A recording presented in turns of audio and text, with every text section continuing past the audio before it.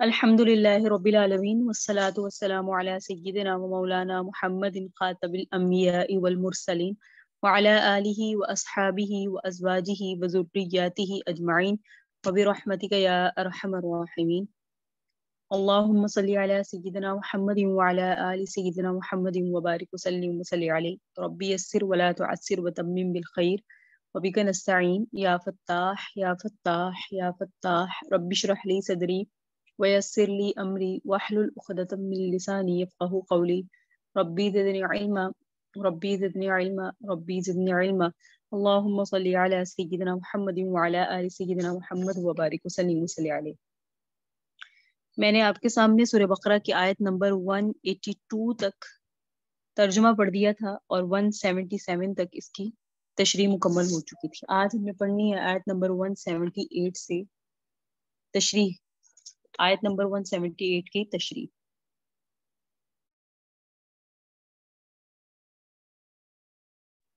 جس کا تعلق ہے قصاص کے ساتھ۔ قصاص کسے کہتے ہیں اور اس سے کیا مراد ہے، یہ ساری چیزیں جاننا ضروری ہے جو اللہ رب العزت نے یہاں دوسرے پارے میں بیان فرمایا۔ اصول کے درجے میں ذکر کی، پیچھے بھی پہلا حکم ذکر کیا ہے کہ مقتولین کا قصاص، اور اس مسئلے کا تعلق امن عالم کے ساتھ ہے۔ یعنی مقتولین کا جب قصاص لیا جاتا ہے، یعنی قاتل سے بدلہ لیا جاتا ہے، تو اس سے عالم میں امن پیدا ہوتا ہے۔ اور فرمایا وَلَكُمْ فِي الْقِصَاصِ حَيَاةٌ يَا أُولِي الْأَلْبَابِ، کہ اس میں زندگی کا بچاؤ ہے، امن عالم کے ساتھ اس کا تعلق ہے۔ عرب کے اندر جس قسم کا فساد تھا، آپ نے سنا کہ ذرا سی بات پر وہ ایک دوسرے کو قتل کر دیتے تھے۔ پچھلے اسباق میں ہم نے پڑھا، جس قبیلے کا آدمی قتل ہو جاتا، وہ قبیلہ انتقام لینے کے لیے ضد میں آ کے دوسروں کے قبیلوں کے قبیلے ختم کر دیتے تھے۔ کوئی عورت ہاتھ میں آ گئی، اس کو مار دیا، بچہ ہاتھ آ گیا، اس کو مار دیا، قاتل کا باپ ہاتھ آ گیا، اس کو قتل کر دیا، بیٹا ہاتھ آ گیا، اس کو قتل کر دیا۔ تو ان کے ہاں کوئی ضابطہ، کوئی قاعدہ نہیں تھا، یہ خون ریزی ساری کی ساری چل رہی تھی۔ تو اللہ تعالیٰ نے فرما دیا کہ اس میں قصاص کی رعایت رکھو۔ اگر قاتل آزاد ہے تو اس کے بدلے میں آزاد کو قتل کرو۔ یعنی یعنی قتل کرنے والا کوئی بندہ آزاد تھا۔ آزادی اور غلامی کا کنسپٹ عرب میں تھا، یہ آپ کے سامنے پہلے بیان ہوا۔ تو فرمایا قاتل اگر آزاد ہے تو اس کے بدلے میں تم قاتل آزاد کو ہی، مقتول اگر آزاد ہے، قاتل آزاد ہے تو قاتل کو ہی قتل کرو، قاتل غلام ہے تو عبد کو قتل کرو۔ یہ نہیں ہے کہ اگر ایک آدمی کے غلام کا قاتل دوسرے آدمی کا غلام ہے اور وہ اس غلام کے مقابلے میں اس قاتل غلام کو قتل نہیں کرتا بلکہ آزاد آدمی کو قتل کرتا ہے۔ یہ بھی ایک ضد ہوتی تھی ان کے ہاں کہ ایک خاندان جو اپنے آپ کو دوسرے کے مقابلے میں اچھا سمجھتے، وہ اپنے غلام کی عوض میں دوسرے قبیلے کے آزاد لیتے۔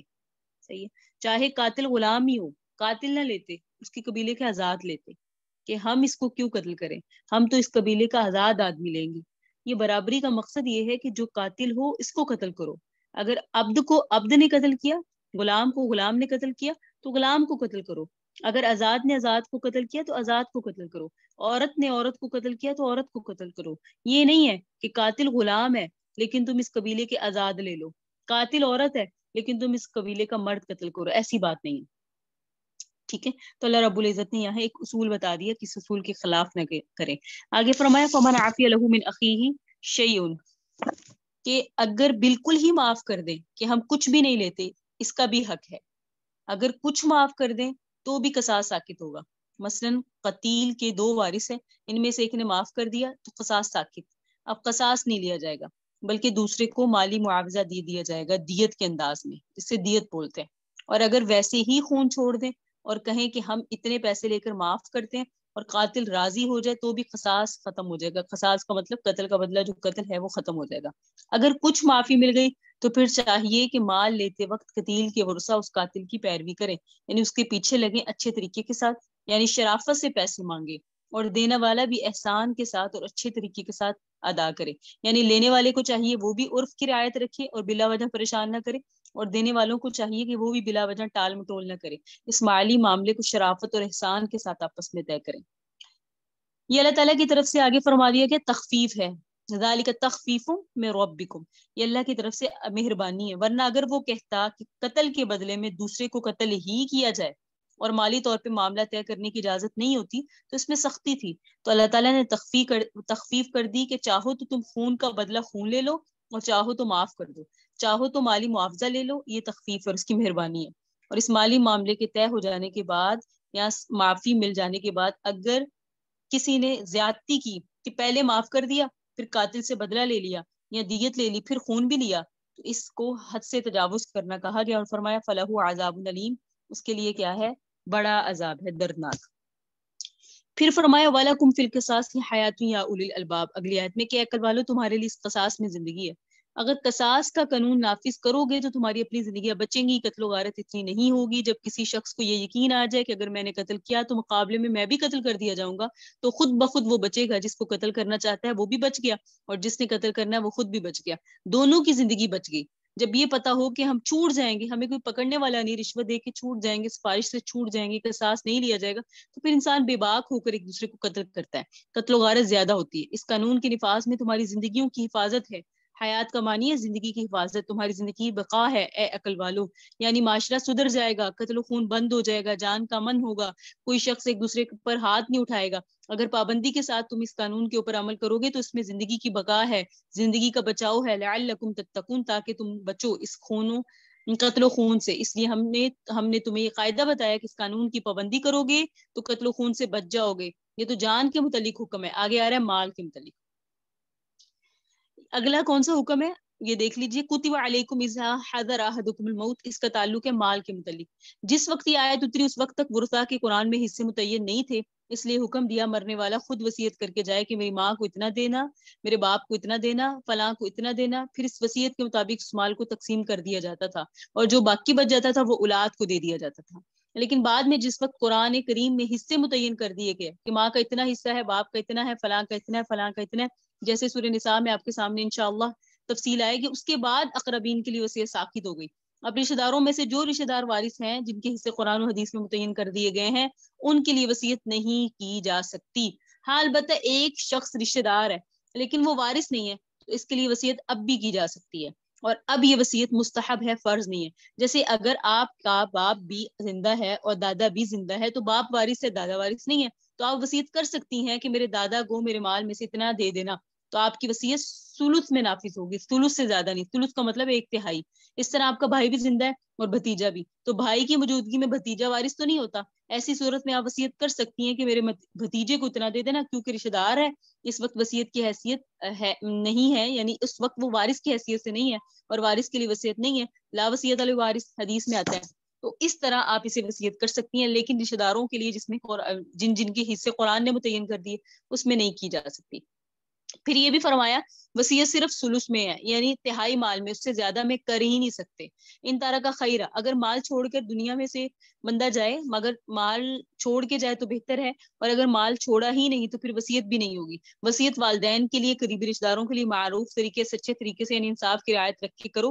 حق المتقین، یہ متقیوں پر ضروری ہے. لیکن بتا دیا اب یہ حکم منسوخ ہے، کیونکہ حکم جو وصیت کرنا اب درست نہیں، کیونکہ قرآن کریم نے حصے متعین کر دیے. آگے فرمایا کہ الوصیۃ للوالدین والاقربین بالمعروف حقا للمتقین، یہ ہو گیا. آگے فرمایا فمن بدلہ بعد ما سمعہ، جو اس وصیت کو بدل دے. جس کے سامنے وصیت کی، ایک وصیت کرنے والے نے وصیت کر دی، جس کے سامنے وصیت کی تھی آیت 181، اس نے آگے ادا کرتے ہوئے اس وصیت کو بدل دیا. مثلا اس نے کہا اس کو 50 روپے دے دینا، لیکن وہ کہتا ہے اس نے کہا تھا 25 دے دینا. اب حاکم تو اس کی وصیت کے مطابق فیصلہ کرے گا نا. اب حقیقت کے اعتبار سے وہ حاکم نے فیصلہ کیا کہ اس کو 25 روپے دے دو، تو اس کا 25 روپے حق مارا گیا، لیکن اس کا گناہ حاکم پر نہیں ہے، اس تبدیلی کرنے والے پر ہے جس نے وصیت ادا کرتے ہوئے تبدیلی کر دی. حال بتا ایک صورت ہے کہ وصیت کرنے والے نے وصیت ایسے طور پہ کی کہ واقعی اس نے بعض کی حق تلفی کر دی اور وہ حق سے مڑ گیا. پھر ان سب کے درمیان میں کوئی اصلاحی پہلو اختیار کر لیا تو اس میں چاہیے کہ بظاہر وصیت کے اندر تبدیلی کر سکتا ہے. فمن خاف من موص جنفا او اسما فاصلح بینہما فلا اثم علیہ. اس میں کیا فرمایا گیا؟ اگر وصیت کرنے والے نے کسی کی حق تلفی کی تو جس کے سامنے وصیت کی گئی ہے وہ اس میں تبدیلی کر سکتا ہے، جس میں اصلاح ہو، درستگی ہو. کیونکہ وصیت کرنے والے میں نے تو کسی کا حق کھا لیا، تو وہ اب دوسروں کو بتائے جس کے سامنے وصیت کی ہے کہ ایسے وقت میں کوئی شخص اس وصیت میں تبدیلی کرا دیتا ہے اور آپس میں حالات کی اصلاح کروا دیتا ہے تو اس کے اوپر کوئی گناہ نہیں ہے. بظاہر اگرچہ اس میں تبدیلی ہے لیکن یہ تبدیل اصلاح کے رنگ میں ہے، اس لیے درست ہے. جو شخص اندیشہ کرے کسی وصیت کرنے والے کی طرف سے باطل کی طرف میلان کا یا گناہ کا یا کسی کی وہ حق تلفی کر جائے گا اس کا، تو اس کے متعلق فرمایا گیا ہے تو پھر وہ ان ورثاء کے درمیان میں اصلاح کر دیتا یا کرا دیتا ہے، ان کے حالات کو درست کرا دیتا ہے، تو فلا اسم علیہ، اب اس پر کوئی گناہ نہیں ہے، کیونکہ ان اللہ غفور رحیم، بے شک اللہ بخشنے والے ہیں اور مہربان ہیں۔ آگے سنیے، یا ایھا الذین آمنوا، اے وہ لوگوں جو ایمان لائے، کتب فرض کیے گئے، علیکم تم پر، الصیام روزے، کما جیسے کہ کتب فرض کیے گئے تھے، علی الذین ان لوگوں پر، من قبلکم جو تم سے پہلے تھے۔ کیوں روزے فرض کیے گئے؟ لعلکم تتقون، تاکہ تم پرہیزگار بن جاؤ۔ ایام معدودات، یہ روزے گنتی کے چند دن رکھے جاتے ہیں۔ فمن کانا، پس جو ہو، کانا ہو، منکم تم میں، مریضن بیمار، او یا علی سفرن سفر پر، فعدۃ من ایام اخر، تو وہ ان کو دوسرے دنوں میں رکھ لے۔ وعلی الذین یطیقونہ، اور ان لوگوں کی ذمہ جو طاقت رکھتے ہیں روزے کی لیکن نہیں رکھ سکتے، فدیۃ طعام مسکین، تو وہ روزے کی فدیہ دے، ایک مسکین کا کھانا۔ فمن تطوع خیرا، جو شخص شوق کے ساتھ نیکی کرے گا، فہو خیر لہ، تو وہ نیکی کا اس کو ثواب ملے گا، اس کے لیے بہتر ہے۔ وان تصوموا، اور اگر تم روزہ رکھنا چاہو، خیر لکم، تمہارے لیے بہتر ہے، ان کنتم تعلمون، اگر تم جانو۔ شہر رمضان الذی، رمضان کا مہینہ وہ ہے، الذی انزل فیہ القرآن، جس میں قرآن اتارا گیا، اس حال میں کہ ھدی للناس، وہ لوگوں کے لیے رہنمائی ہے، وبینات، ہدایت ہے، من الہدی، ہدایت ہے، والفرقان، اور حق و باطل میں واضح فرق کرنے والی ہے قرآن۔ فمن شاہدہ، پس جو حاضر ہو، منکم تم میں، الشہر، اور اس مہینے میں، فلیصمہ، اسے چاہیے کہ وہ رمضان کے روزے ضرور رکھے۔ ومن کان مریضا، اور جو کوئی بیمار ہو، او علی سفر، یا سفر پہ ہو، فعدۃ من ایام اخر، تو وہ دوسرے دنوں میں اس کو پورا کرے۔ یرید اللہ بکم الیسر، اللہ تو آسانیاں چاہتا ہے، ولا یرید بکم العسر، اللہ تم پر ارادہ نہیں کرتا تنگیوں کا، ولتکملوا العدۃ، تاکہ تم پورا کر لو شمار، ولتکبروا اللہ، اور تم اللہ کی بڑائی بیان کرو، علی ما ہداکم، اس بات کر کے اس نے تمہیں ہدایت دی، ولعلکم تشکرون، تاکہ تم قدردان بنو۔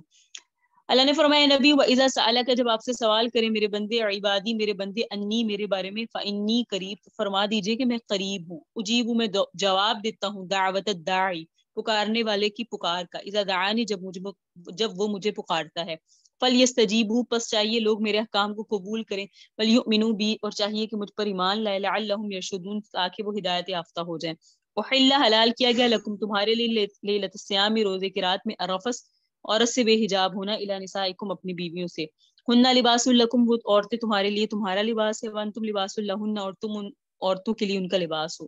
علم اللہ، اللہ کو معلوم ہے، انکم کنتم تختانون انفسکم، تم خیانت کرتے ہو اپنے نفسوں میں، فتاب علیکم، تو اللہ نے تم پر توجہ کی، وعفا عنکم، اور تمہیں معاف کیا، فالآن باشروہن، پس اب ان کے ساتھ مل جل لیا کرو، وابتغوا، اور طلب کرو، ما کتب اللہ لکم، اس چیز کو جو اللہ نے تمہارے لیے لکھ دی، وکلوا، اور کھاؤ، واشربوا، پیو، حتی یہاں تک کہ یتبین، واضح ہو جائے، لکم، تمہارے لیے، الخیط الابیض، سفید دھاری، من الخیط الاسودی، سیاہ دھاری سے، اسودی، فجر کی، ثم اتموا الصیام، اسودی من الفجر، فجر کی، ثم پھر اتموا الصیام، روزے کو پورا کرو، الی اللیل، شام تک، ولا تباشروہن، اور عورتوں سے بے حجاب نہ ہو، وانتم عاکفون، اعتکاف کی حالت میں، فی المسجد، مساجد، مسجدوں میں، تلک حدود اللہ، یہ اللہ کی حدیں ہیں، فلا تقربوها، سو اللہ کی حدوں کو عبور نہ کرو، یا اللہ کی حدوں کے قریب نہ جاؤ، کذالک، اسی طرح، یبین اللہ، اللہ بیان فرماتے ہیں آیاتہ، اپنی نشانیاں، للناس، لوگوں کے لیے، لعلہم یتقون، تاکہ وہ تقوی اختیار کریں۔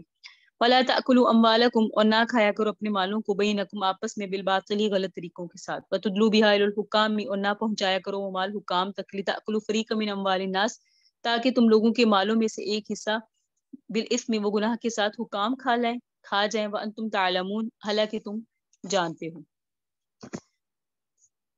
احکام کی جزیات کی تفصیل آپ کے سامنے اب شروع ہے۔ احکام، پہلے قصاص کا بیان آیا ہے، آپ کو اچھے سے سمجھ آ گیا، قتل کا بدلہ جو قتل ہے اس کے متعلق، جس کا تعلق تھا جان کی حفاظت کے ساتھ، اور فرمایا گیا تھا نا، وَلَكُمْ فِي الْقِصَاصِ حَيَاةٌ يَا أُولِي الْأَلْبَابِ، ان کا تعلق اس کے ساتھ تھا۔ پھر اس کے بعد مالی تقسیم کے متعلق ضابطہ آیا، خاص طور پہ جو ورثہ کے بارے میں لوگ اس وقت غلط طریقہ اختیار کیے ہوئے تھے، ان کی اصلاح کی گئی۔ اب یہاں سے روزے کا ذکر ہے، اور اس رکوع کے اختتام میں، جیسا کہ آپ نے آیت کا ترجمہ سنا، مال کے متعلق ایک حکم ہے کہ مالی تصرف کے متعلق ہدایت دی ہے، درمیان میں روزے کا ذکر ہے۔ روزہ اصل کے اعتبار سے اللہ تعالیٰ کی طرف سے ایک مصلحانہ عبادت ہے، جس کے ساتھ انسان کے نفس کی اصلاح ہوتی ہے۔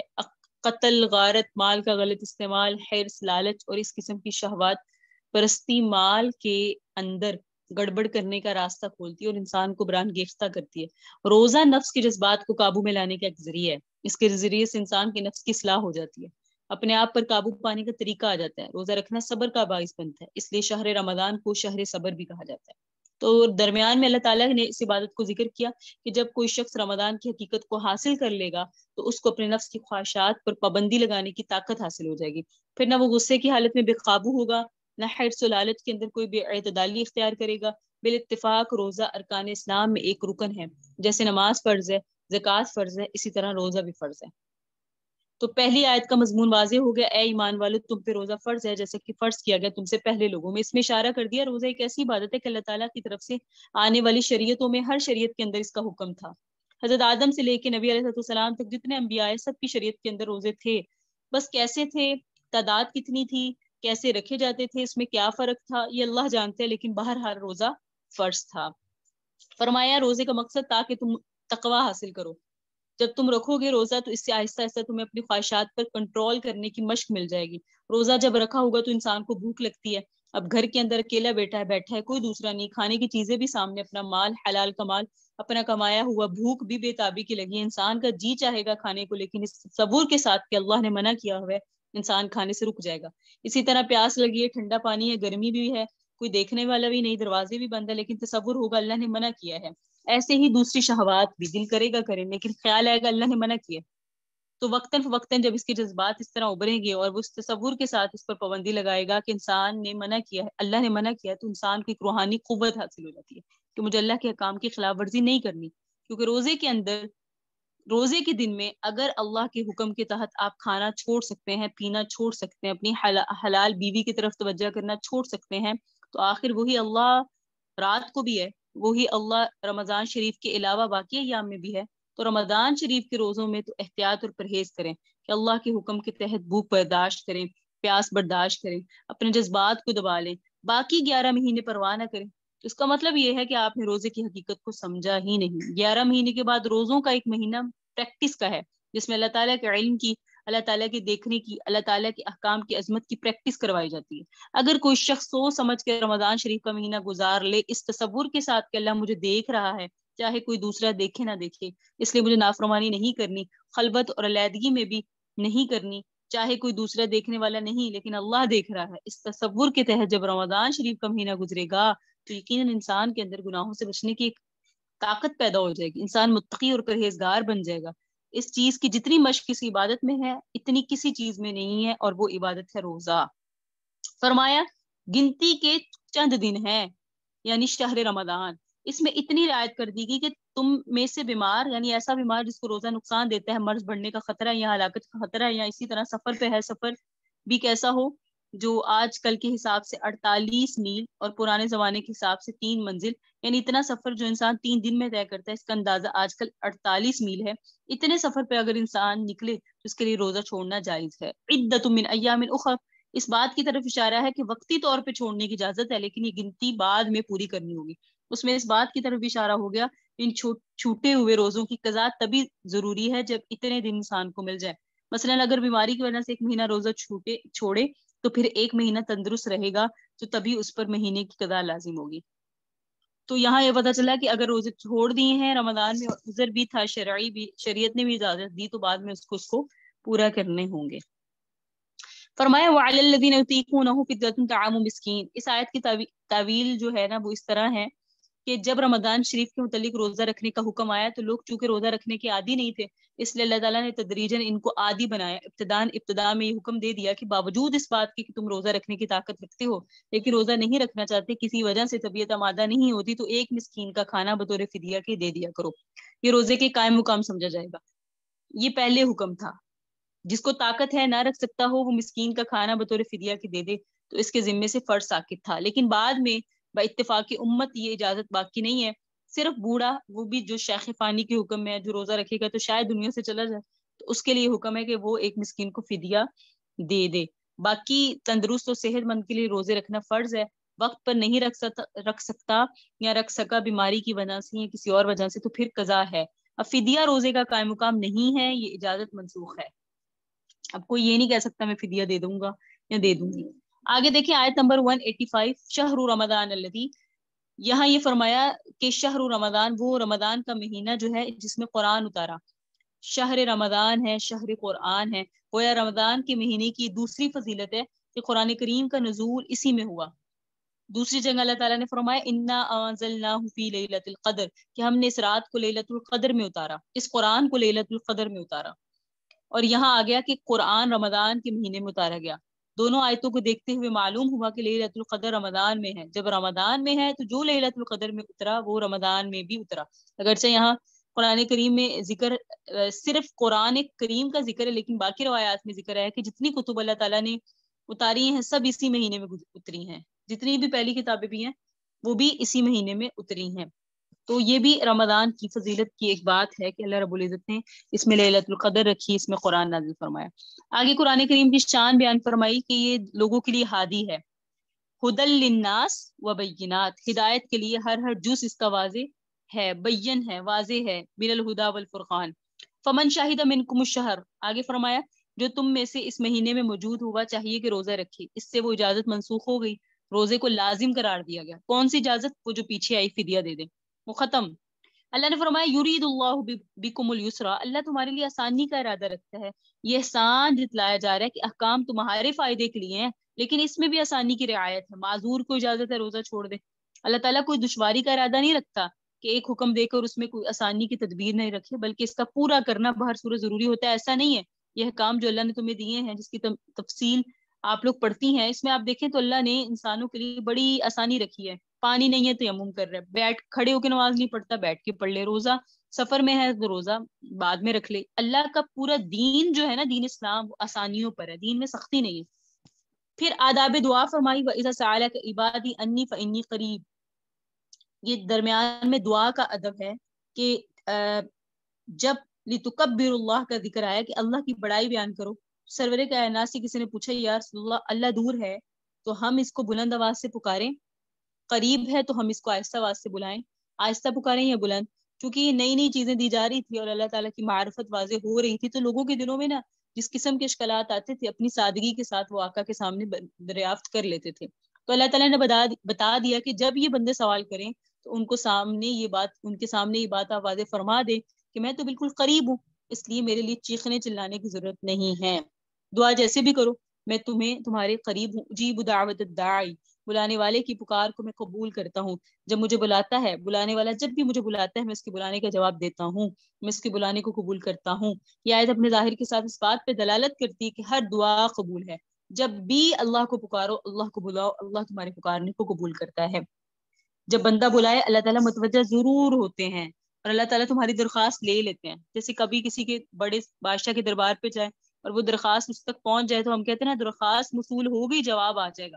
ہم درخواست موصول ہو جانے کو ہی بہت بڑی بات سمجھتے ہیں، اسی طرح اللہ کے ہاں بھی درخواستیں جو ہے وہ منظور ہوتی ہیں، ایسا نہیں ہے کہ اللہ کے ہاں رد کر دی جاتی۔ ہاں اس کا جواب کب آتا ہے یہ اللہ رب العزت کے اختیار میں ہے اور اللہ رب العزت کی مشیت پر مبنی ہے۔ حدیث شریف میں آتا ہے سرور کائنات نے فرمایا آخرت میں وہ دعائیں جو دنیا میں قبول نہیں ہوئی جب ان پر ثواب ملے گا تو جن کی دعائیں قبول ہوئی تھی یا جو دعائیں آپ کی قبول ہوئی تھی آپ کے دل میں تمنا ہوگی ہائے کاش ہماری کوئی دعا دنیا میں قبول ہی نہ ہوتی تاکہ آج ہم اس کا اجر و ثواب یہاں لیتے۔ تو آخرت میں اس کا بے حد جو ہے نا اجر و ثواب ہے۔ اللہ نے فرمایا فَلْيَسْتَجِيبُوا لِي، ان بندوں کو چاہیے وہ میرے احکام مانے، مجھ پر ایمان لائے، لعلہم یرشدون، تاکہ وہ ہدایت یافتہ ہوں۔ آگے آیت نمبر 176، جب پہلے روزے شروع ہوئے تھے تو احکام چونکہ واضح طور پہ موجود نہیں تھے، اس لیے صحابہ کرام کی عام عادت تھی احکام کی تفصیل پوچھنا، اور ہو سکتا ہے نبی علیہ السلام نے روزے کی تفصیل اس طرح بیان فرمائی ہو، اور یہ بھی ہو سکتا ہے صحابہ کرام نے از خود یہ عادت اپنائی۔ کون سی عادت؟ یہ جو فرمایا نا احل لکم لیلۃ الصیام رفث الی نسائکم، تمہارے لیے روزے کی راتوں میں بیویوں سے بے حجاب ہونا یہ جائز ہے، لیکن روزے کی حالت میں بیوی کے قریب شادی شدہ حضرات نہیں جا سکتے۔ تو فرمایا ہن لباس لکم انتم لباس لہن، اس کے علاوہ جو ہے وہ تمہارا لباس تم ان کا لباس ہو، راتوں میں ازدواجی تعلقات کرنا جائز ہے۔ علم اللہ انکم تختانون انفسکم فتاب علیکم فاعف عنکم۔ تو صحابہ کرام نے از خود یہ عادت اپنائی کہ ارد گرد مدینہ میں یہودی آباد تھے اور یہودیوں کے روزے کے احکام یہی تھے کہ غروب کے وقت افطار کر لیتے اور افطار کرنے کے بعد سونے سے قبل کھا پی لیتے، جو چاہیں کھا پی لیں، بیوی کے پاس چلے جائیں، جو ہی نیند آئی روزہ شروع ہو گیا. پہلے صحابہ کو لگا شاید اس طرح ہوتا ہے, سمجھ آئی, کہ افطار غروب کے وقت افطار کر لیتے, افطار کے بعد سونے سے پہلے کچھ کھا پی لیا, پھر سو لیا, جیسے ہی سوئے تو روزہ شروع ہو جاتا ہے. ان کو یوں لگتا تھا کہ سونے کے بعد اگر آنکھ کھلی تو پھر کھانے پینے اور بیوی کے پاس جانے کی اجازت نہیں ہے. یہود کے روزوں کے احکام اسی طرح تھے. تو صحابہ نے ان کے روزے کی کیفیت سے عادت یہ اختیار کر لی کہ شاید ایسا ہی ہوتا ہے. تو جو کچھ انہیں سمجھ آیا اس آیت میں واضح فرمایا گیا کہ اس طرح نہیں ہے. ایک حد مقرر کر دی اور فرمایا کہ راتوں میں بیوی کے پاس جانا بھی جائز ہے. اس کے اندر ایک واقعہ بھی ہے, وہ سن لیجئے. یہ عادت جو صحابہ کرام نے اپنائی تھی, آقا علیہ السلام کے کہنے سے اپنائی تھی, یا وہ ارد گرد اہل کتاب جو اہل شریعت تھے وہ بھی روزے رکھتے تھے. تو جب روزے کا حکم آیا, اس طرح سے حکم آیا جیسے پہلے لوگوں پر فرض کیے گئے تھے, تو اس کی جو کیفیت متعارف تھی وہی اختیار کر لی صحابہ کرام نے. لیکن اس میں پھر بعض اوقات گڑبڑ ہوئی. سارا دن محنت و مشقت کر کے آتے, جیسے حدیث شریف میں آتا ہے, ایک صحابی سارا دن محنت مشقت کر کے آئے, روزہ تھا, افطاری کا وقت آیا تو گھر آئے, آ کر بیوی سے پوچھتے ہیں کہ کچھ کھانے کے لیے ہے. وہ کہنے لگی ذرا انتظار کرو, میں کہیں سے لے کر آتی ہوں. اس کے لیے کھانے کا انتظام کرنے کے لیے گئی, ان کو اتنے میں نیند آ گئی. جب واپس آ کے دیکھا وہ تھکا ہوا تھا, سو گیا. تو اس نے افسوس کیا کہ اب تو سونے کے بعد کھانا ٹھیک ہی نہیں رہا. ٹھیک ہے, اب اگلے دن کے ان کا روزہ شروع, کیونکہ انہوں نے کھایا ہوا نہیں تھا, رات میں جو کھایا تھا وہی کھایا تھا. دن کے وقت میں مشقت کی وجہ سے ان کو نا, ایک تو بھوکے بھی ہیں, غشی طاری ہو گئے, بے ہوش ہو گئے. تو اسی طرح یہ معاملات ہوئے, ایک تو یہ خرابی ہوئی. اسی طرح خاوند میاں بیوی جو ہے نا رات کو اکٹھے رہتے تھے. ایک صحابی کی رات کو آنکھ کھلی, طبیعت راغب ہوئی, بیوی کے پاس چلے گئے. اس طرح کے معاملات ہوتے, انہیں لگتا تھا اب روزہ شروع ہو گیا تھا, ہم نے تو غلط تعلق کر لیا ہے جو بھی. تو ان کو اس کی سمجھ نہیں تھی. اس طرح کے معاملات ہوتے رہے. تو اللہ تعالیٰ نے شفقت فرماتے ہوئے اس آیت میں واضح کر دیا کہ ہم نے اس کو معاف کر دیا, آئندہ کے لیے تمہیں اجازت ہے, طلوع فجر تک جو چاہے کرو, کھاؤ پیو, بیویوں کے ساتھ رہو, جس طرح چاہو معاملہ کرو, اس میں کوئی پابندی نہیں ہے. آگے کہہ دیا نا, حلال کر دیا تمہارے لیے روزے کی رات کو بیویوں کے پاس بے حجاب ہونا, بیویوں کے ساتھ مجامعات کرنا. اس کا اصل معنی یہی ہے کہ بیویوں کے ساتھ رہنا یا ازدواجی تعلق کرنا یہ روزے کی حالت میں رات میں جائز ہے, روزے میں جائز نہیں ہے. روزے کی حالت کے علاوہ رات میں جائز ہے, روزے کی حالت میں صبح میں جائز نہیں ہے. فرمایا ہن لباس لکم, وہ تمہارے لیے لباس ہے, تمہارے لیے اوڑھنے بچھونے کی طرح ہے. جیسے انسان کے ساتھ لباس ہوتا ہے اسی طرح وہ تمہارے ساتھ ہیں, تم ایک دوسرے کے عیبوں پر پردہ داری کرنے والے ہو, جیسے لباس انسان کے جسم کے عیب کو چھپاتا ہے. تو میاں بیوی کا تعلق جو ہے وہ روزے کے دن, روز رمضان میں راتوں میں ہو سکتا ہے, یہ واضح فرما دیا. فرمایا کلوا واشربوا حتی یتبین, حتی کلوا واشربوا, کھاتے پیتے رہو, حتیٰ کہ تمہارے لیے طلوع صبح ہو جائے. یہ جو فرمایا نا, اس میں جو الفاظ آ رہے ہیں حتی یتبین لکم الخیط الابیض من الخیط الاسود, اس کو سمجھ لیں کھاتے پیتے رہو یہاں تک کہ سیاہ دھاری, اس سے مراد فجر کی سفید دھاری, یعنی رات کی سیاہ دھاری فجر کی سفید دھاری واضح ہو جائے, اس وقت تک تم کھا پی سکتے ہو. واضح ہونے کا مطلب ہے کہ تمہیں یقین حاصل ہو جائے کہ طلوع فجر ہو گئی. یقین کے بعد پھر کھانا پینا ٹھیک نہیں. جب تک شک ہو کہ ہوئی یا نہیں اس وقت تو گنجائش ہے, لیکن جب یقین ہو جائے کہ طلوع فجر ہو گئی تو اس کے بعد پھر کھانے پینے کی اجازت نہیں ہے. اگر شک کی حالت میں کھا پی لیا اور بعد میں معلوم ہوا کہ جب ہم نے کھایا تھا طلوع فجر ہو چکی تھی, تو انسان گناہگار نہیں ہوگا, البتہ روزے کی قضا کرنی پڑے گی, کیونکہ وہ روزہ ٹوٹ گیا نا, توڑا گیا. بھول کے تو کھا لیا, روزے کی قضا نہیں ہوتی, لیکن جان بوجھ کے, لیکن خیال سے کھایا, کسی مسئلے کی سمجھ نہیں آئی, لگا اذان نہیں ہوئی, ابھی نہیں ہوئی, اور کھا لیا, پتہ چلا اذان ہو گئی, وقت تو گزر گیا تھا, تو پھر اسے قضا کرنی پڑے گی. ہاں گناہ نہیں ہوا کیونکہ اس نے خطا ان کیا, جان بوجھ کر نہیں کیا. تو یہاں فرمایا کہ طلوع فجر ہو چکی ہو اس کے بعد تمہارا کھانا پینا درست نہیں ہے. تو یہ جو الفاظ آئے ہیں خیط الاسود من الفجر حتی یتبین لکم الخیط الابیض من الخیط الاسود من الفجر, کہ ظاہر ہو جائے تمہارے لیے دھاگا سفید, یعنی جب صبح ہو جائے, رات چلی جائے, تو پھر اب تمہارے لیے کھانا پینا درست نہیں ہے, اس سے پہلے پہلے کھا لو. ثم اتموا الصیام الی اللیل, روزے کو پورا کرو رات تک روزے کو پورا کرو, یعنی غروب شمس تک روزے کی حالت ہے, غروب شمس تک روزہ رکھو. روزے میں رات کو جو ملنے جلنے کی اجازت دی گئی, آگے اس پر پابندی لگا دی کہ اگر مسجد میں اعتکاف کر لو, ولا تباشرون وانتم عاکفون, اگر مسجد میں اعتکاف کر لو تو اعتکاف کی راتوں میں بیویوں سے ملنا ٹھیک نہیں ہے. گفتگو کر سکتے ہیں, بیٹھ اٹھ سکتے ہیں, لیکن جو باقی تعلق ہے وہ نہیں ہو سکتا کسی بھی طرح کا, چھونا یہ درست نہیں ہے، ٹھیک ہے۔ رکوع کے آخر میں فرمایا کہ احکام سیام کے بعد اللہ تعالیٰ نے مالیات کے متعلق ایک حکم فرمایا۔ اگلی والی آیت میں یہ جو رکوع کے آخر ہے اس میں اللہ تعالیٰ نے مالیات کے احکام بتائے، وَلَا تَأْكُلُوا أَمْوَالَكُمْ بَيْنَكُمْ بِالْبَاطِلِ وَتُدْلُوا بِهَا إِلَى الْحُكَّامِ، کہ باطل سے مراد یہاں ہے فرمایا آپس میں غلط طریقے سے مال نہ کھاؤ، یعنی جو حکام شریعت کے خلاف ہوں، جس کی بنیاد کسی صحیح نظریے پر نہ ہو، اس کے اندر وہ ساری صورتیں شامل ہیں جس کو شریعت نے ناجائز قرار دیا۔ ایک دوسرے کے مال جائز طریقے سے کھا سکتے ہو، جیسے تجارت کے طور پہ تبادلہ کرنا، بشرط یہ کہ اس تجارت میں بھی کوئی ایسی صورت اختیار نہیں کی جائے جس میں دھوکہ اور فریب ہو۔ اگر اس قسم کے ذرائع اختیار کر لیے جائے جن کے ساتھ کسی قسم کا فساد اور خرابی لازم آئے تو یہ ساری صورتیں ممنوع ہیں۔ ایک دوسرے کو ہدیتاً رضامندی سے کے ساتھ بطور دعوت کے دیا جائے تو اس طرح سے بھی ایک دوسرے کا مال کھانا جائز ہے، لیکن طیب نفس کے ساتھ ہو، زبردستی یا کسی کو نقصان پہنچا کر اس طرح مال کھانا، اس کی جو ہے نا قباحت بیان فرما دی، جائز نہیں ہے ایک دوسرے کو نقصان پہنچا کر مال کھانا۔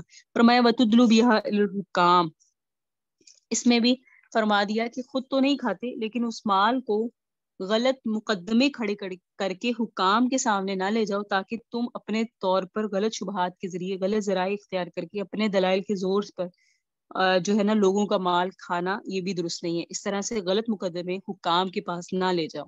تو یہاں بھی یہی مراد ہے، وضاحت فرما دی کہ اگر تمہارے بس نہیں چل رہا تو تم ایسے حالات پیش کر دو کہ مال ان کا ضائع ہو، اور ان پر بلا وجہ کے جو ہے وہ الزامات لگا کر ان کا مال ضائع کرواؤ، یہ بھی درست نہیں ہے۔ آگے سنیے، یسألونک عن الاہلہ، سوال کرتے ہیں یہ لوگ آپ سے چاند کے متعلق، قل آپ فرما دیجیے یہ مواقیت للناس والحج، یہ جو چاند ہے یہ وقت پہچاننے کا ذریعہ ہے لوگوں کے لیے، اور حج کے ذریعے کے لیے ہے، یعنی اس کے ذریعے وقت پہچانا جاتا ہے اور حج کے دنوں کا پتہ چلتا ہے۔ ولیس البر، نیکی یہ نہیں ہے ابھی ان تأتوا البیوت من ظہورها کہ تم لوگوں میں ان کی گھروں کی پشتوں کی جانب سے آؤ، ولکن البر، لیکن نیکی وہ ہے من اتقى جو اللہ سے ڈرے، واتوا البیوت من ابوابها، آیا کرو تم گھروں میں ان کے دروازوں سے، واتقوا اللہ، اللہ سے ڈرو، لعلکم تفلحون تاکہ تم فلاح پا جاؤ۔ وقاتلوا فی سبیل اللہ، اللہ کے راستے میں جہاد کرو، الذین یقاتلونکم ولا تعتدوا، ان لوگوں کے ساتھ جو تم سے لڑتے ہیں، ولا تعتدوا لیکن حد سے تجاوز نہ کرو، ان اللہ بشک اللہ لا نہیں یحب پسند فرماتے معتدین حد سے تجاوز کرنے والوں کو۔ وقتلوہم انہیں قتل کرو، حیث ثقفتموہم جہاں بھی تم انہیں پاؤ، واخرجوہم اور انہیں نکال دو، من حیث اخرجوکم جہاں سے انہوں نے تمہیں نکالا، والفتنۃ اشد من القتل اور فتنہ زیادہ سخت ہے قتل سے، ولا تقاتلوہم عند المسجد الحرام اور ان کے ساتھ لڑائی نہ کرو مسجد حرام کے پاس، حتی یقاتلوکم فی جب تک کہ وہ تمہارے ساتھ لڑائی نہ کرے مسجد حرام میں، فإن قاتلوکم اور اگر وہ مسجد حرام میں تم سے لڑ پڑیں، فاقتلوہم تو تم اپنے دفاع میں ان سے لڑو، کذالک جزاء الکافرین ایسے ہی بدلہ ہے کافروں کا۔ فإن انتہوا پس اگر وہ باز آ جائے لڑنے سے تو فإن اللہ غفور رحیم بے شک اللہ بھی بخشنے والا مہربان ہے۔ وقاتلوہم اب ان سے لڑائی کرو، حتی یہاں تک کہ ان سے جہاد کرو، یہاں تک کہ لا تکون فتنۃ یہاں تک کہ کوئی شرارت کوئی فتنہ باقی نہ رہے، ویکون الدین للہ اور دنیا میں غلبہ اسلام کا ہو جائے۔ فإن انتہوا اگر وہ باز آ جائیں، فلا عدوان تو نہیں ہے زیادتی الا علی الظالمین مگر صرف ظالموں پر۔ الشہر الحرام بالشہر الحرام حرمت والا مہینہ حرمت والے مہینے کے بدلے میں ہے، والحرمات قصاص اور ادب آداب کی باتیں اس کے بدلے میں ہیں۔ فمن اعتدى علیکم جو کوئی حد سے تجاوز کرے، فاعتدوا تو تم بھی اس پر تجاوز کرو، علیہ بمثل ما اعتدى علیکم اتنا ہی جتنا اس نے تجاوز کیا ہے۔ واتقوا اللہ اللہ سے ڈرو، وعلموا جان لو ان اللہ مع المتقین اللہ متقیوں کے ساتھ ہے۔ وانفقوا فی سبیل اللہ اللہ کے راستے میں خرچ کرو، ولا تلقوا بایدیکم الی التہلکہ نہ ڈالو اپنی جانوں کو اپنے ہاتھوں ہلاکت کی طرف، واحسنوا احسان کرو، ان اللہ یحب المحسنین اللہ احسان کرنے والوں کو پسند کرتا ہے۔ واتموا الحج والعمرہ پورا کرو حج کو اور عمرہ کو، للہ اللہ کے لیے۔ فإن احصرتم اگر تم گھیر لیے جاؤ، فمستیسر من الہدی تو تمہارے ذمے ہے جو میسر ہو قربانی میں سے وہ بھیج دو، ولا تہلکوا رؤوسکم ہلک نہ کراؤ اپنے سروں کا، حتی یبلغ الہدی محلہ یہاں تک کہ تمہارا ہدی کا جانور اپنے حلال ہونے کی جگہ کو جب تک نہ پہنچ جائے۔ فمن کان منکم مریضا پھر جو شخص تم میں بیمار ہو، او بھی عزم من رأسہ یا اس کے سر میں کوئی تکلیف ہو، ففدیۃ من صیام تو اس کے ذمہ فدیہ ہے روزوں سے، او صدقۃ یا صدقے سے، او نسک یا قربانی سے۔ فاذا امنتم پھر جس وقت تم امن میں ہو جاؤ، فمن تمتع پھر جو شخص تم میں سے حج تمتع کرے بالعمرہ عمرہ کے ساتھ، یعنی حج کرے اور ساتھ میں عمرہ بھی کرے، الحج حج کی طرف، فمستیسر من الہدی اور وہ ہدی کے لیے کوئی جانور میسر نہ ہو اس کے پاس تو فمن لم یجد، اگر وہ جانور نہ پائے فصیام، تو روزے رکھے ثلاثۃ ایام، 3 دن کے روزے، فی الحج، حج کے وقت میں، وسبعۃ، بعد میں 7 رکھے، اذا رجعتم، جب گھر لوٹتے، تلک عشرۃ کاملہ، یہ پورے 10 ہو گئے، ذالک، اس کے لیے لمن لم یکن اہلہ حاضر المسجد الحرام، جس کے مسجد حرام کے پاس رہنے والے کوئی، اس شخص کے لیے ہے جس کے اہل مسجد حرام کے پاس رہنے والے نہ ہوں، واتقوا اللہ، اللہ سے ڈرو، وعلم، جانو، ان اللہ، بے شک اللہ، شدید العقاب، سخت سزا دینے والا ہے۔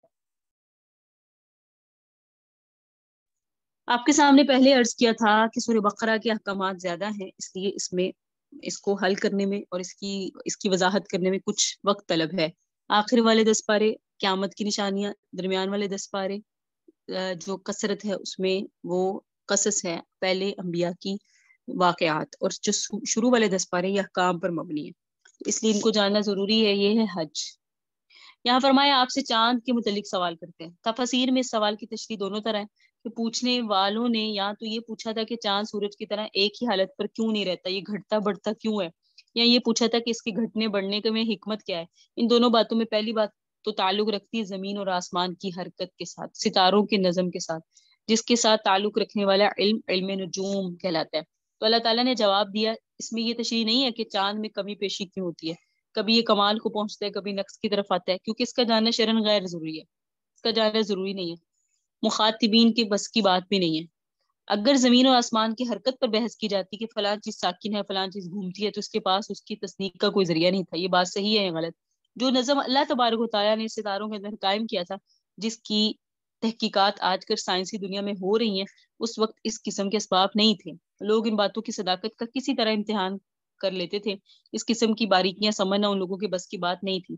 اور ویسے قرآن کریم کا یہ موضوع بھی نہیں ہے کہ اس قسم کی باتیں بیان کرے۔ قرآن کریم تو ہدایت کے لیے اترا ہے، سعادت اخروی کی رہنمائی کے لیے۔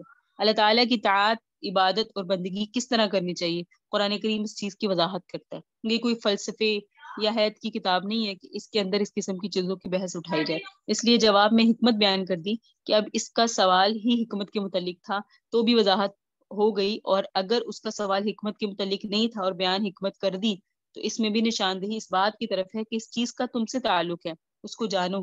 جس چیز کا تم سے تعلق نہیں ہے اس کی بحثوں میں پڑھنے کی ضرورت نہیں ہے۔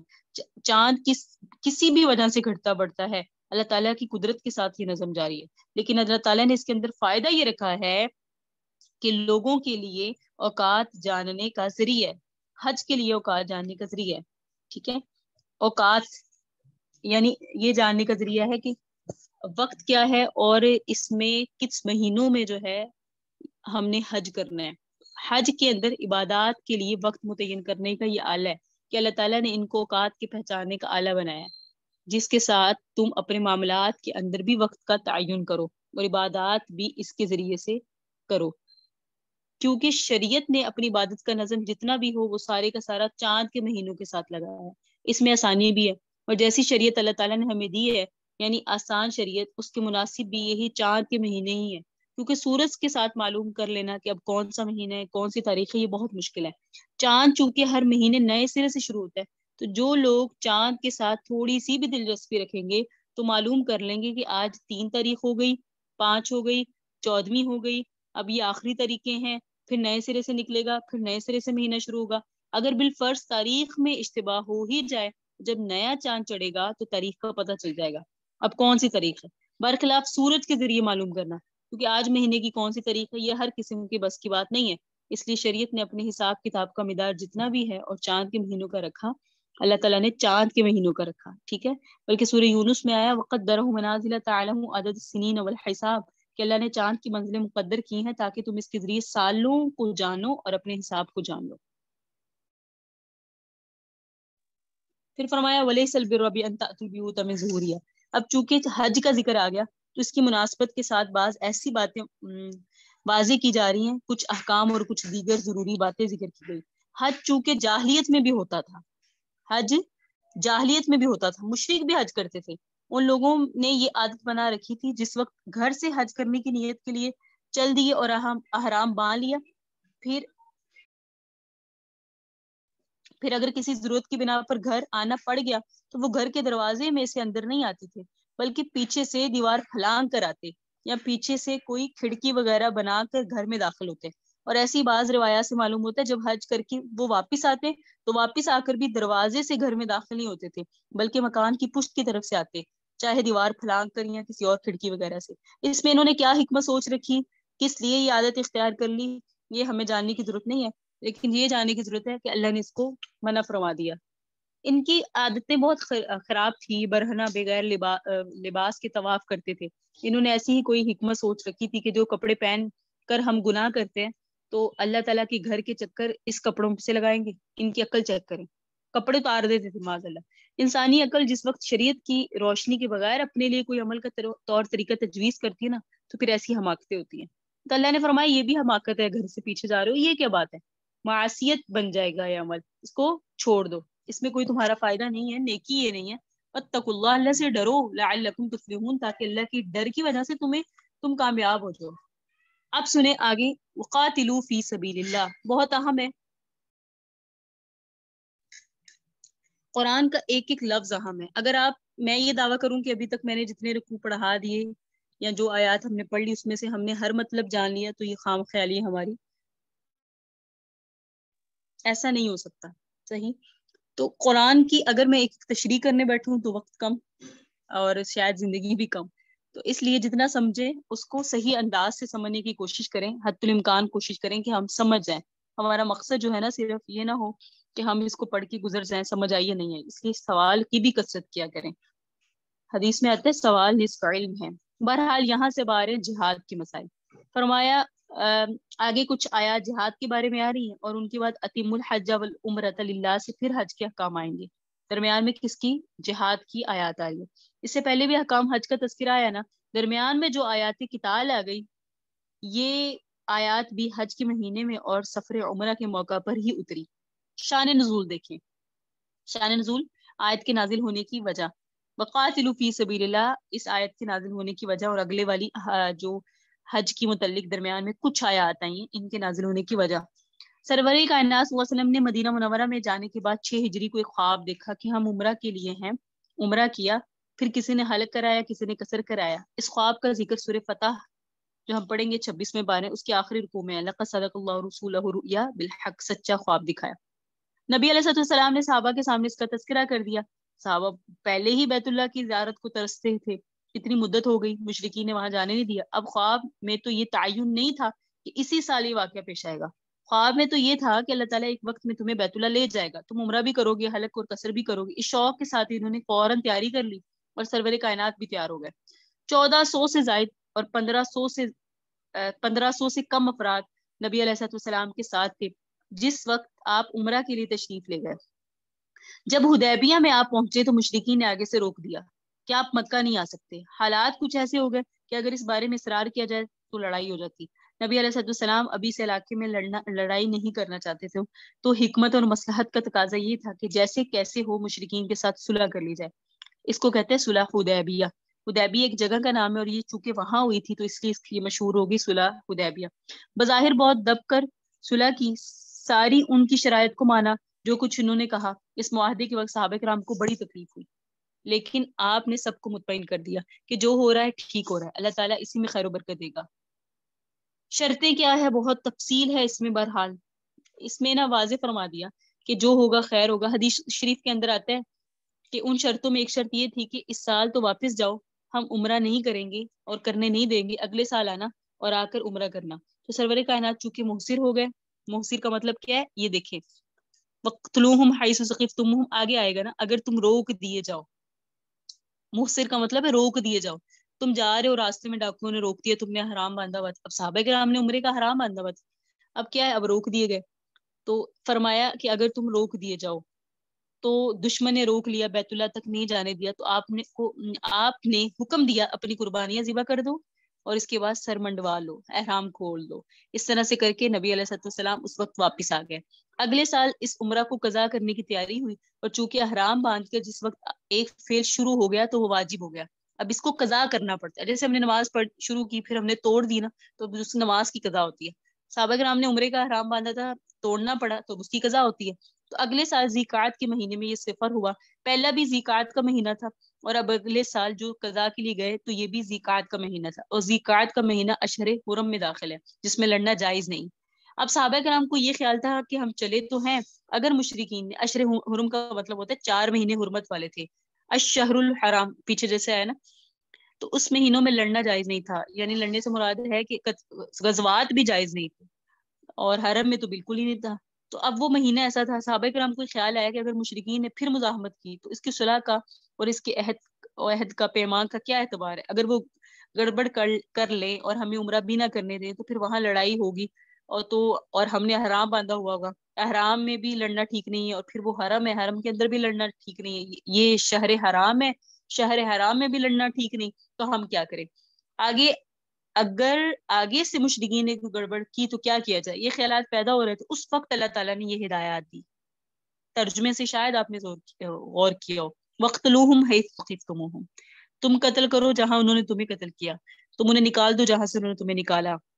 یہ آیات آئی نا، فَقَاتِلُوهُمْ فِي سَبِيلِ اللَّهِ الَّذِينَ يُقَاتِلُونَكُمْ وَلَا تَعْتَدُوا، اگر تم بھی لڑو، اگر وہ تم سے لڑے، لیکن تم تجاوز نہ کرنا، حد سے تجاوز نہ کرنا۔ تو یہ احکامات اس سے متعلق تھے، جہاد سے۔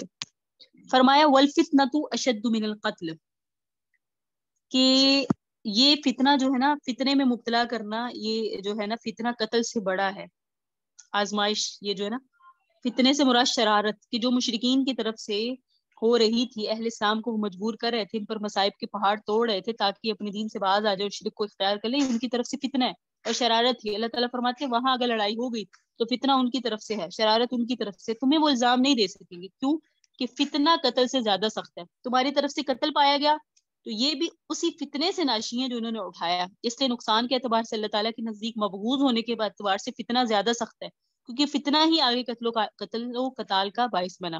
سبحان اللہ، کیسی بات ہے!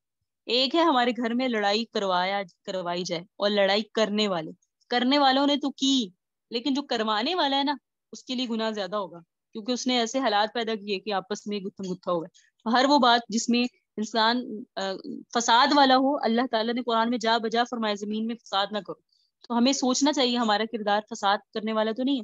بہرحال فرمایا وہ شرارت جو کہ مشرکین کی طرف سے ہو، وہ اہل ایمان کو نیکی سے روکنے کی کوشش کرتے ہیں، وہ قتل سے زیادہ سخت ہے، اس لیے قصور انہی کا ٹھہرے گا، قصوروار وہی ہوں گے جو اس قسم کی شرارت کریں گے۔ نہ لڑو ان کے ساتھ مسجد حرام کے پاس جب تک کہ وہ لڑائی نہ کرے تمہارے ساتھ اس حرم میں، جب تک وہ لڑائی نہ لڑیں اس وقت تمہارے لیے حرم میں لڑائی لڑنا جائز نہیں۔ فَإِن قَاتَلُوكُمْ، اگر وہ تم سے لڑ پڑیں، فَاقْتُلُوهُمْ، تو پھر تم بھی ان کو حرم میں ہی قتل کرو، پھر تمہیں قتل کرنے کی اجازت ہے۔ كَذَلِكَ جَزَاءُ الْكَافِرِينَ، کافروں کا یہی بدلہ ہے، جو حرم کے اندر اس قسم کی حرکتیں کرتے ہیں ان کی جزا یہی ہے، ان کی حرم کے اندر بھی جان بخشی نہیں ہے، ان کو حرم کے اندر بھی قتل کیا جا سکتا ہے۔ پھر انتہوا، اگر وہ شرار سے باز آ جائے، فإن اللہ غفور رحیم، تو اللہ غفور ہے رحیم ہے۔ پہلے جو حرکتیں کرتے رہے ہیں تو اللہ معاف بھی کر دیں گے، باز آنے کا مطلب یہ ہے کہ شرارت چھوڑ دیں، شرک کرنا، شرک کے لیے دوسروں کو مجبور کرنا، یہ سب شرارت ہے۔ وقاتلوہم، اگر یہ لڑائی چھیڑ دیں تو پھر ان کے ساتھ اس وقت تک لڑو جب تک کہ شرارت ختم نہ ہو جائے، حتی لا تکون فتنہ، یہ شرارت بازی جب تک ختم نہ ہو جائے اس وقت تک ان کے ساتھ لڑو، ویکون الدین للہ، اس وقت تک لڑو جب تک کہ دین اور اطاعت اللہ کے لیے نہ ہو جائے۔ حتی کے بعد یہ لا تکون اور یکون الدین للہ دونوں کا ترجمہ اکٹھا ہے، تو اس وقت تک ان کے ساتھ لڑو جب تک کہ فتنہ ختم نہ ہو جائے۔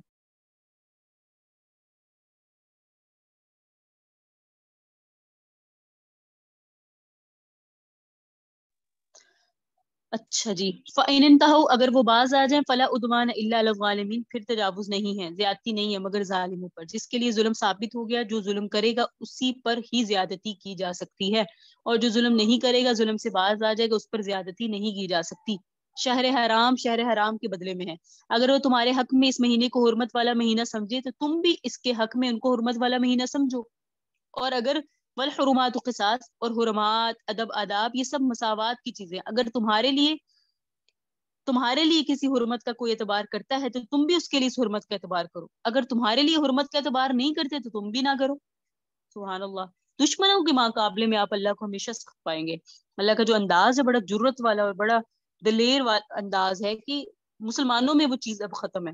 اللہ نے فرمایا فَمَنِ اعْتَدَىٰ عَلَيْكُمْ، جو کوئی تم پر حد سے تجاوز کرے، فَاعْتَدُوا عَلَيْهِ، تم بھی اس پر تجاوز کرے، یہاں فَاعْتَدُوا کا لفظ فرمایا، تجاوز کرو تم بھی، مطلب یہ کہ اپنا بدلہ لو۔ آگے فرمایا وَلَا تُلْقُوا بِأَيْدِيكُمْ إِلَى التَّهْلُكَةِ وَأَنفِقُوا فِي سَبِيلِ اللَّهِ، اب یہاں تک آیا تھا بدنی جہاد. ابھی ہم نے پڑھا نا جہاد بدن کے ذریعے, ہاتھوں کے ذریعے. اس بدنی جہاد کے لیے مال بھی تو خرچ کرنے کی ضرورت ہوتی ہے نا, تبھی جا کے جہاد کی ضرورتیں پوری ہوتی ہے. اس لیے اسی کے ساتھ لگتے ہی مالی جہاد کا تذکرہ کیا. تو انفاق جو یہاں ذکر کیا گیا یہ بھی جہاد کا ہی مسئلہ ہے کہ جہاد میں کامیابی تبھی ہے جب جہاد کی تیاری میں, جہاد کی دوسری ضروریات میں انسان مال بھی خوب خرچ کرے. وانفقوا فی سبیل اللہ, اللہ کے راستے میں خرچ کرو. خاص طور پر ایسا خرچ کرو جن کا تعلق جہاد کے ساتھ ہو. اپنے آپ کو اپنے ہاتھوں ہلاکت کی طرف نہ ڈالو. اگر اللہ کے راستے میں خرچ کرنا چھوڑ دو گے اور جہاد کی تیاری نہیں کرو گے تو یہ اپنے آپ کو تم خود ہلاکت کی طرف ڈالتے ہو, کیونکہ اس کا ترک کا نتیجہ یہ ہوگا تم کمزور ہو جاؤ گے, دشمن مضبوط ہو جائے گا, ایک دن دشمن تمہیں ہڑپ کر جائے گا اور تم نے اپنے آپ کو خود بربادی کی طرف ڈالا. چنانچہ اس آیت کی شان نزول میں حضرت ابو ایوب انصاری کا واقعہ آتا ہے کہ یہ آیت ہمارے بارے میں اتری. ہم نے جس وقت دیکھا کہ اب مسلمان کافی ہو گئے اور یہ جہاد کر رہے ہیں تو ہمیں یہ خیال آیا کہ ہم اپنی کاشت کی طرف اور اپنی زمینوں کی طرف متوجہ ہو جائیں, اپنے باغوں کی نگرانی کریں جس طرح ہم پہلے کرتے تھے تاکہ ضرورت اسی طرح پوری ہو. تو ترک جہاد کا خیال ہمارے دل میں آ گیا کہ جہاد کو چھوڑ دیتے ہیں, کہ ہم اللہ کے راستے میں جہاد نہ کریں بلکہ ہم اسی طرح زمینداری میں, کاشتکاری میں, باغبانی میں لگ جائیں جس طرح ہم کرتے تھے. تو اللہ تعالیٰ نے ہمیں تنبیہ کی کہ اگر اس طرح سے جہاد سے دلچسپی چھوڑ دو گے اور اپنی انہی چیزوں کی طرف لگ جاؤ گے, کاشتکاری کی طرف, زمینداری کی طرف, تو یاد رکھو نتیجتاً ہلاکت آ جائے گی. اس لیے قوم کی زندگی اگر ہے تو جہاد کے ساتھ ہے, اسلام کی سر سبزی شادابی اگر ہے تو جہاد کے ساتھ ہے. اپنے بدن کو بھی اللہ کے راستے میں لگاؤ, اپنے مال بھی اللہ کے راستے میں لگاؤ. اللہ اکبر. واحسنوا ان اللہ یحب المحسنین. ہر کام اچھی طرح سے کرو, ہر کام اچھی طرح سے کر رہو. احسان فی العبادہ کیا ہے؟ اللہ کی عبادت ایسے کرو گویا اللہ کو آنکھوں سے دیکھ رہے ہو. چونکہ اللہ ہمیں دیکھ رہا ہے اس طرح سے سمجھو کہ ہم اللہ کے سامنے ہیں. باقی معاملات پہ بھی احسان, یعنی احسان فی المعاملات بھی کرو. کسی کے ساتھ معاملہ کرو تو یہ کہو کوئی اور نہیں تو اللہ تو دیکھ رہا ہے. آگے دیکھیں, فَإِنْ أُحْصِرْتُمْ, اگر تم روک دیے جاؤ. فَإِنْ أُحْصِرْتُمْ, اگر تمہیں روک دیا جائے, مثلا آگے کوئی جانے نہیں دے رہا, وہ میں نے بھی آپ کے سامنے بتایا میدان حدیبیہ میں ہوا تھا نا, عمرہ سے روک دیا گیا نا. میں نقصر تم فمستیسر من الحج. اس مسئلے کو آپ کو معلوم ہونا ضروری ہے کہ آپ نے حرام باندھا ہوا تھا, میدان حدیبیہ میں ایسے ہی ہوا نا, تو پھر تمہارے ذمے ہدی جو میسر ہے, یعنی بکری دے دو یا گائے کا 7واں حصہ دے دو یا اونٹ کا 7واں حصہ دے دو. مسئلہ یہی ہے, محسر قربانی کا جانور دیتا ہے, جب وہ قربانی حرم میں ذبح ہو جاتی ہے تو وہ پھر احرام کھول دیتا ہے. صحابہ کرام بھی اپنی قربانی کے جانور ذبح کیے اور اس کے بعد احرام کھولا. ولا تحلقوا رؤوسکم, یہ علامت ہے احرام کھولنے کی. اور سر نہ منڈواؤ جب تک ہدی اپنے ٹھکانے کو نہ پہنچے, جب تک ہدی کہتے ہیں قربانی کے جانور کو, جب تک حرم میں جا کر ذبح نہ ہو جائے اس وقت تک احرام نہ کھولے. آگے سار تو پیش آگے فرمایا فمن کان منکم مریضا, یعنی اگر کوئی شخص بیمار ہو گیا جس کی وجہ سے سر منڈوانا ضروری ہے. مطلقاً بتا رہے ہیں, حج پہ کوئی گیا بیمار ہو گیا, حج پہ آپ کو پتہ ہے سر وغیرہ نہیں منڈواتے, اس طرح کے سر میں درد ہے, کوئی تکلیف ہے, تو پھر اس صورت میں فرمایا کہ کر لو. تو اور فدیہ کی تشریح فرمائی. کیا فدیہ؟ فمن کان منکم مریضا او به اذى من رأسه ففدیۃ من صیام او صدقۃ او نسک. صحیح, 3 روزے رکھیں یا 6 مسکینوں کو صدقۃ الفطر کی مقدار کھانا کھلائیں یا قربانی دیں. تینوں میں برابر سرابر اختیار ہے, جو کام چاہو کرو. اس سے احرام نہیں کھلے گا, البتہ سر منڈوانا چونکہ ایک جنایت ہے, مجبوری کے طور پہ تم سے ہوا, تو اب ان 3 کاموں کو کرو, اور یہ ایک جنایت ہے یعنی ایک کفارہ کہہ لیں.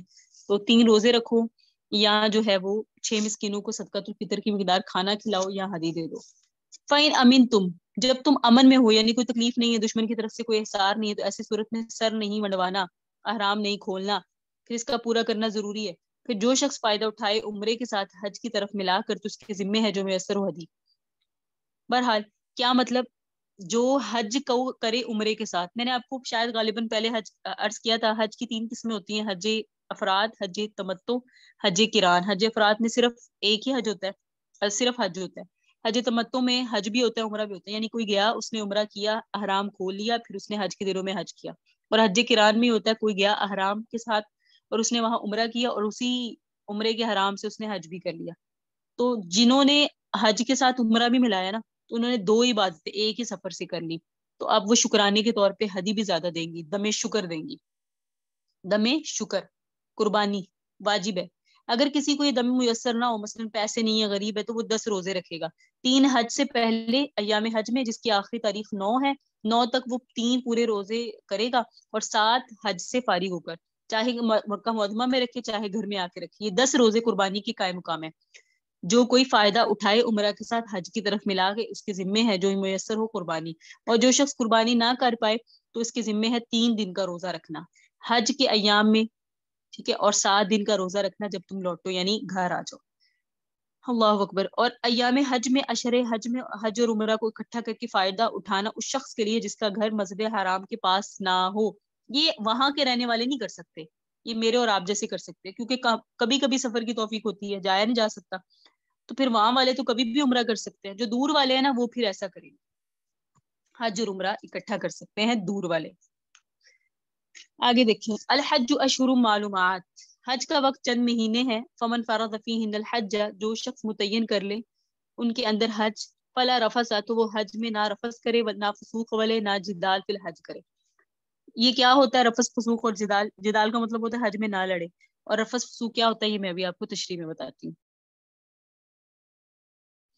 ترجمہ سنیں، وما تفعلوا من خیر، اور جو تم اچھا کام کرو گے، یعلمہ اللہ، اللہ تمہارے اچھا کام کو جانتا ہے، وتزودوا، سفر خرچ لے لیا کرو، فإن خیر زاد التقوی، اور سفر خرچ کا فائدہ جو ہے وہ التقوی، سوال سے بچنا ہے۔ اگر تم سفر کا خرچ ساتھ لے کے جاؤ گے تقوی ہو جاؤ گے، تقوی کا مطلب ہے سوال سے بچ جاؤ گے۔ فاتقونی، مجھ سے ڈرو، یا اولی الالباب، اے عقل والو،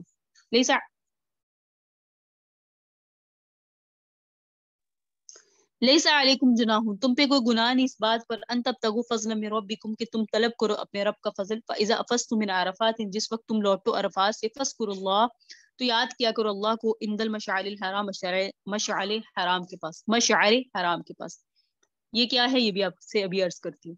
بس کروہ کما ہداکم، یاد کرو اس رب کو جیسے کہ اس نے تمہیں طریقہ بتایا، وان کنتم من قبلہ، بے شک بات یہ ہے کہ تم اس سے پہلے لمن الضالین، ناواقفوں میں سے تھے، ثم افیضوا، پھر تم لوٹا کرو وہیں سے، من حیث افاض الناس، جہاں سے لوگ لوٹتے ہیں، واستغفر اللہ، اللہ سے معافی طلب کرو، ان اللہ، بے شک اللہ، غفور ہے، رحیم ہے، بخشنے والا ہے، مہربان ہے۔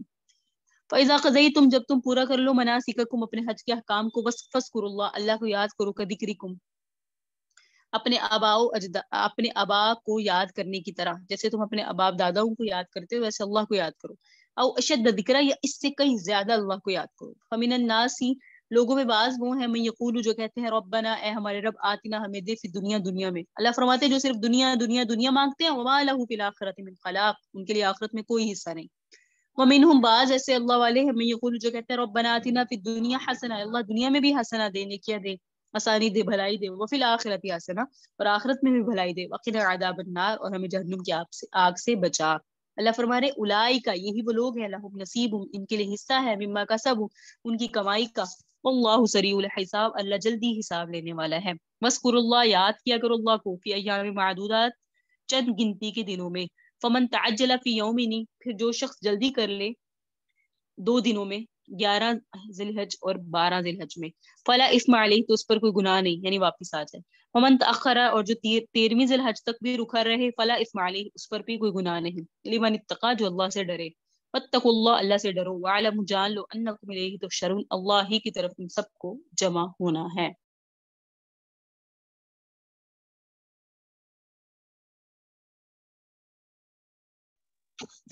پہلے تو حج کا وقت بتایا، پیچھے آیا نا حج کا وقت، اتم الحج والعمرہ للہ میں حج اور عمرے کے پورا کرنے کا ذکر آیا۔ اس میں سے عمرہ تو ایک ایسی عبادت ہے جس کے لیے کوئی وقت متعین نہیں، یہ نفل عبادت ہے، سال کے دوران میں جس وقت چاہیں آپ کر سکتے ہیں، لیکن حج کی شان یہ نہیں ہے کہ آپ جس وقت چاہیں کر لیں، اس کے لیے ایک وقت متعین ہے، اور وہ وقت چند مہینے، جس کا مصداق ہے شوال، ذیقعد، ذی الحج، اور اس کے بھی 10 دن، شوال، ذیقعد، ذی الحج، اور اس کے 10 دن، یعنی اگرچہ 2 مہینے پورے اور تیسرا پورا نہیں ہے، بہرحال تو یہاں فرمایا، پھر آگے فرمایا جو شخص حج کو اپنے اوپر لازم کر لے، یعنی احرام باندھ لے، اسے پھر اللہ تعالیٰ کا خوف کرتے ہوئے نیکی کی طرف توجہ کرنی چاہیے، برائیوں سے بچنا چاہیے۔ خصوصیت کے ساتھ یہ پابندی لگا دی کہ حرام کی حالت میں عورتوں کے ساتھ بے حجاب نہ ہوا کرو، اپنی بیویوں کے ساتھ۔ اگر تم اپنی عورت کے ساتھ وقوف عرفہ سے پہلے، عرفہ کا حج کا سب سے رکن اعظم جو ہے نا طالبات، وہ ہے عرفہ میں قیام، تھوڑی دیر کریں، صرف وہاں سے گزر کے چلے جائیں، جو بھی آپ کا وہاں قیام ہونا چاہیے۔ تو اگر وقوف عرفہ سے پہلے پہلے بیوی کے ساتھ پردے جو وظیفہ زوجیت ہے وہ کر دیا تو حج باطل ہو جاتا ہے، وہ حرام کو کھول تو نہیں سکتا، حج تو اسے کرنا پڑے گا، پھر ایک دم بطور توان کی بھی اس کو دینا پڑے گا، اور پھر اگلے سال دوبارہ آ کے حج کرنا بھی پڑے گا. صحیح. فرمایا فسوق نہ ہو، رفث نہ ہو. فسوق سے مراد ایسا گناہ ہے جو حرام کی حالت میں گناہ ہو گئے. وہ اگرچہ عام حالات میں گناہ نہیں ہے، مثلا جو حج کی حالت میں گناہ سمجھے جاتے ہیں، خوشبو لگانا گناہ ہے حج کے علاوہ تو نہیں ہے. سر کا ڈھانپنا گناہ ہے حج کے علاوہ نہیں ہے. سلے ہوئے کپڑوں کا پہننا حرام مرد پہنتا ہے نا، عورت کے لیے تو ایسا نہیں ہے بہرحال، لیکن سلے ہوئے کپڑے مرد کے لیے وہاں پہننا حرام ہے اور گناہ ہے، اور عام میں نہیں ہے. کسی شکاری کا جانور کو مارنا، اس قسم کی چیزیں جو ممنوعات حرام میں سے، اس سے بچنا یہاں مراد ہے. فسوق سے مراد یہ ہے. رفث سے مراد یہ ہے بیوی سے بے حجاب ہونا، یہ جائز نہیں ہے، بیوی سے بے حجاب ہونا جائز نہیں ہے. آگے فرمایا جدال فی الحج، یعنی لڑائی جھگڑا. آپس میں کسی کے ساتھ لڑائی جھگڑا نہ کرو.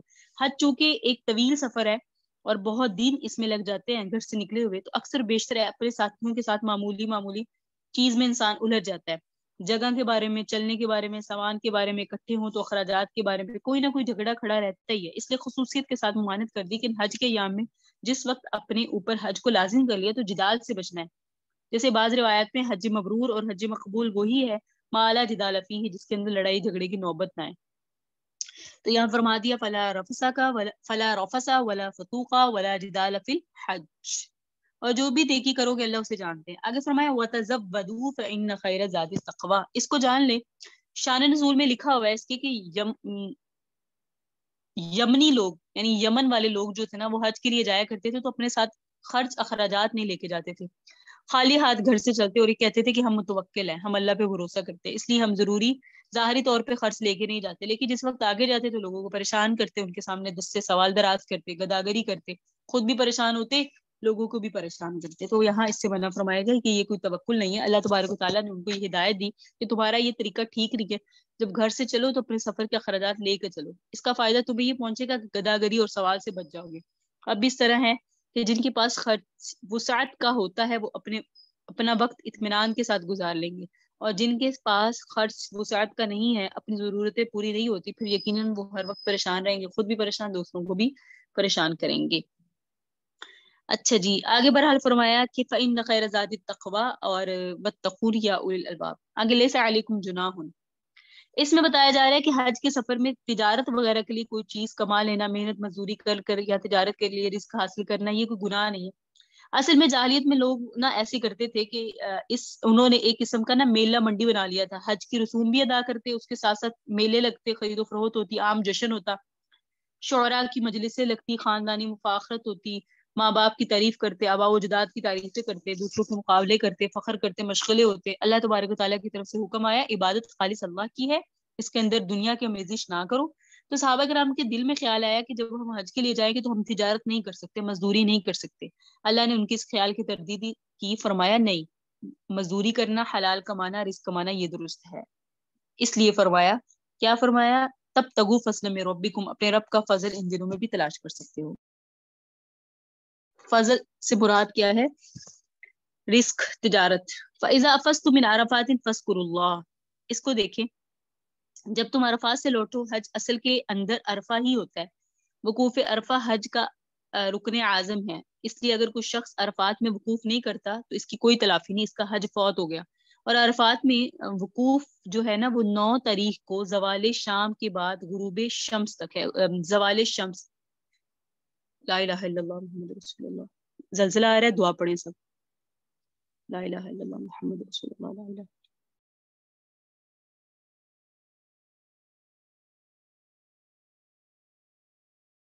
سب دعا پڑھیں، لا الہ الا اللہ محمد رسول اللہ. لا الہ. استغفر اللہ ربی من کل ذنب واتوب الیہ. استغفر اللہ ربی من کل ذنب واتوب الیہ. استغفر اللہ ربی من کل ذنب واتوب الیہ. اللہ تعالی رحم.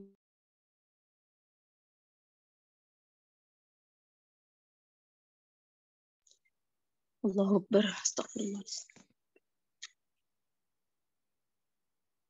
اللہ تعالی.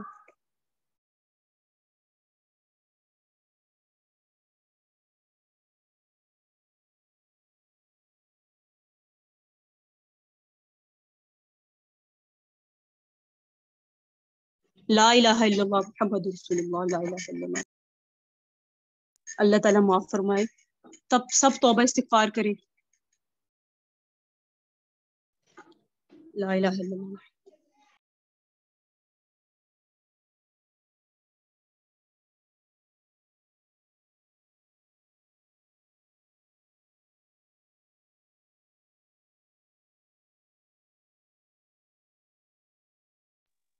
नस्तगफिरुल्लाह रब्बी मिन कुल्ली ज़ंबिन नस्तगफिरुहु व अतूबु इलैह।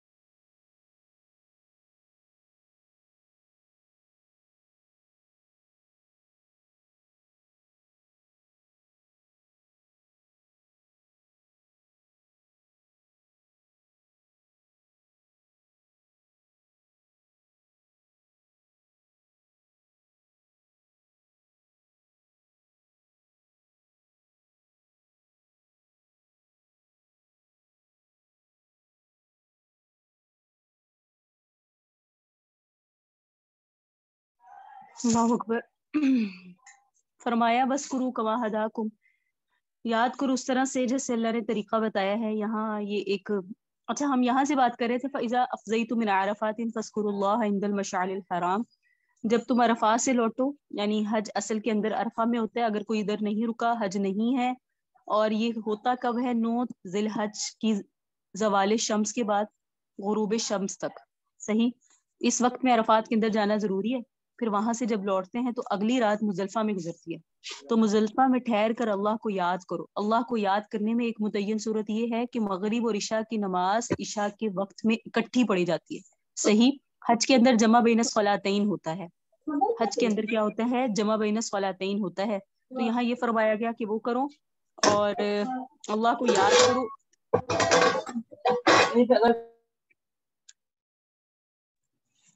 एक मुतय्यन सूरत क्या है कि मगरिब और इशा की नमाज इकट्ठी पढ़ो।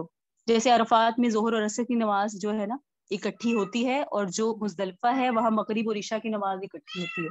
तो यहाँ ये फरमाया फस्कुरूहु कमा हदाकुम, याद करो इस तरह जैसे अल्लाह ने तरीका बताया। ये इबादत का मेयार है। सही इबादत वही है जो अल्लाह के बताए हुए तरीके के मुताबिक हो। जाहिलियत में लोग इबादत करते थे, लेकिन उन्होंने इन इबादत के तरीके, उसकी शक्ल सूरत अपनी मर्जी की बना ली थी। औकात भी मर्जी के, तरीके भी मर्जी से, जिस तरह जिसका दिया जी आया इबादत कर ली।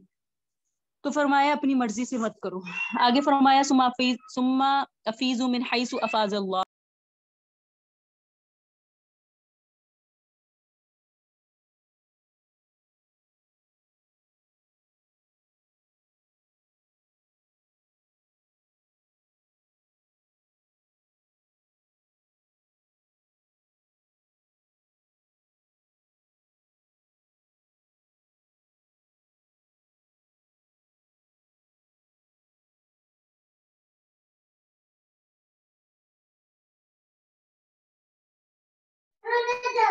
फरमाया कि सुम्मा अफीजु मिन हैसु अफाज़ल्लाह, लौटो वहीं से जहां से लोग लौटते हैं। इसका मतलब है कि जाहिलियत में कुरैश चूंकि अपने आप को बैतुल्लाह का मुजाविर करार देते थे कि हम बैतुल्लाह की हिफाजत करने वाले हैं। तो इसमें मुजावरत की बिना पर उन्होंने बाकी लोगों से इम्तियाज इख्तियार किया कि जब वो हज करने के लिए जाते तो मुजदलिफा में ठहर जाते, अरफात की तरफ नहीं जाते थे, क्योंकि मैदान अरफा हरम से बाहर है और मुजदलिफा हरम के अंदर है। तो वो समझते थे कि जब हम बैतुल्लाह के मुजाविर हैं तो हमारा हज हरम के अंदर ही है, हम हरम से बाहर क्यों जाए। اور دوسرے لوگ عرفات میں جاتے تھے اور وہاں سے ہو کر واپس لوٹتے تھے. اور عرفہ کا وقوف حج کا اعظم رکن ہے. صحیح. جس کے فوت ہو جانے کی صورت میں تلافی بھی نہیں ہوتی، حج فوت ہو جاتا ہے. تو اللہ تعالیٰ نے یہاں سرور کائنات کو ہدایت فرمائی کہ جہاں سے لوگ لوٹا کریں، یعنی عرفات میں سے ہو کر مزدلفہ آتے ہیں، اسی طرح آپ بھی وہیں سے لوٹے جہاں سے لوگ لوٹتے ہیں.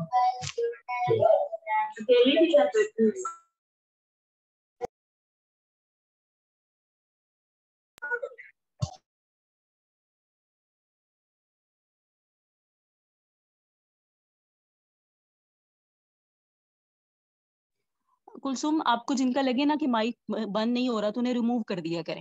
اگر بار بار مائک کھل رہا ہو تو آپ ریموو کر دیا کریں.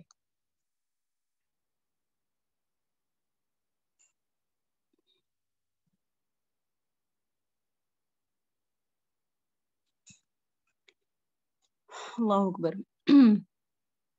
تو یہاں سرور کائنات صلی اللہ علیہ وسلم کو ہدایت فرمائی گئی کہ جہاں سے لوگ لوٹا کریں، یعنی عرفات میں سے ہو کے مزدلفہ آتے ہیں، اسی طرح آپ بھی وہیں سے لوٹیں جہاں سے لوگ لوٹتے ہیں. چنانچہ حجۃ الوداع کے لیے سرور کائنات تشریف لے گئے تو قریش کا خیال یہی تھا کہ یہاں رواج کے مطابق نبی علیہ السلام بھی مزدلفہ میں ٹھہر جائیں گے، لیکن آپ عرفات میں گئے، عرفات میں جا کے وقوف اختیار کیا، ظہر اور عصر کی نماز ظہر کے وقت میں پڑھی، وہاں سے ہو کر پھر آپ مزدلفہ کی طرف لوٹے. تو ثم افیضوا من حیث افاض الناس کا مطلب یہی تھا. آگے فرمایا فاذا قضیتم مناسککم، جس وقت تم اپنے حج کے احکام پورے کر لو. یہ نا جو حج کے مناسک کا لفظ ہے، یہ کس کی وجہ سے ہے؟ مناسکنا. یہ حضرت ابراہیم نے دعا مانگی تھی جو ہم نے سورہ بقرہ میں پڑھی تھی، ارینا مناسکنا،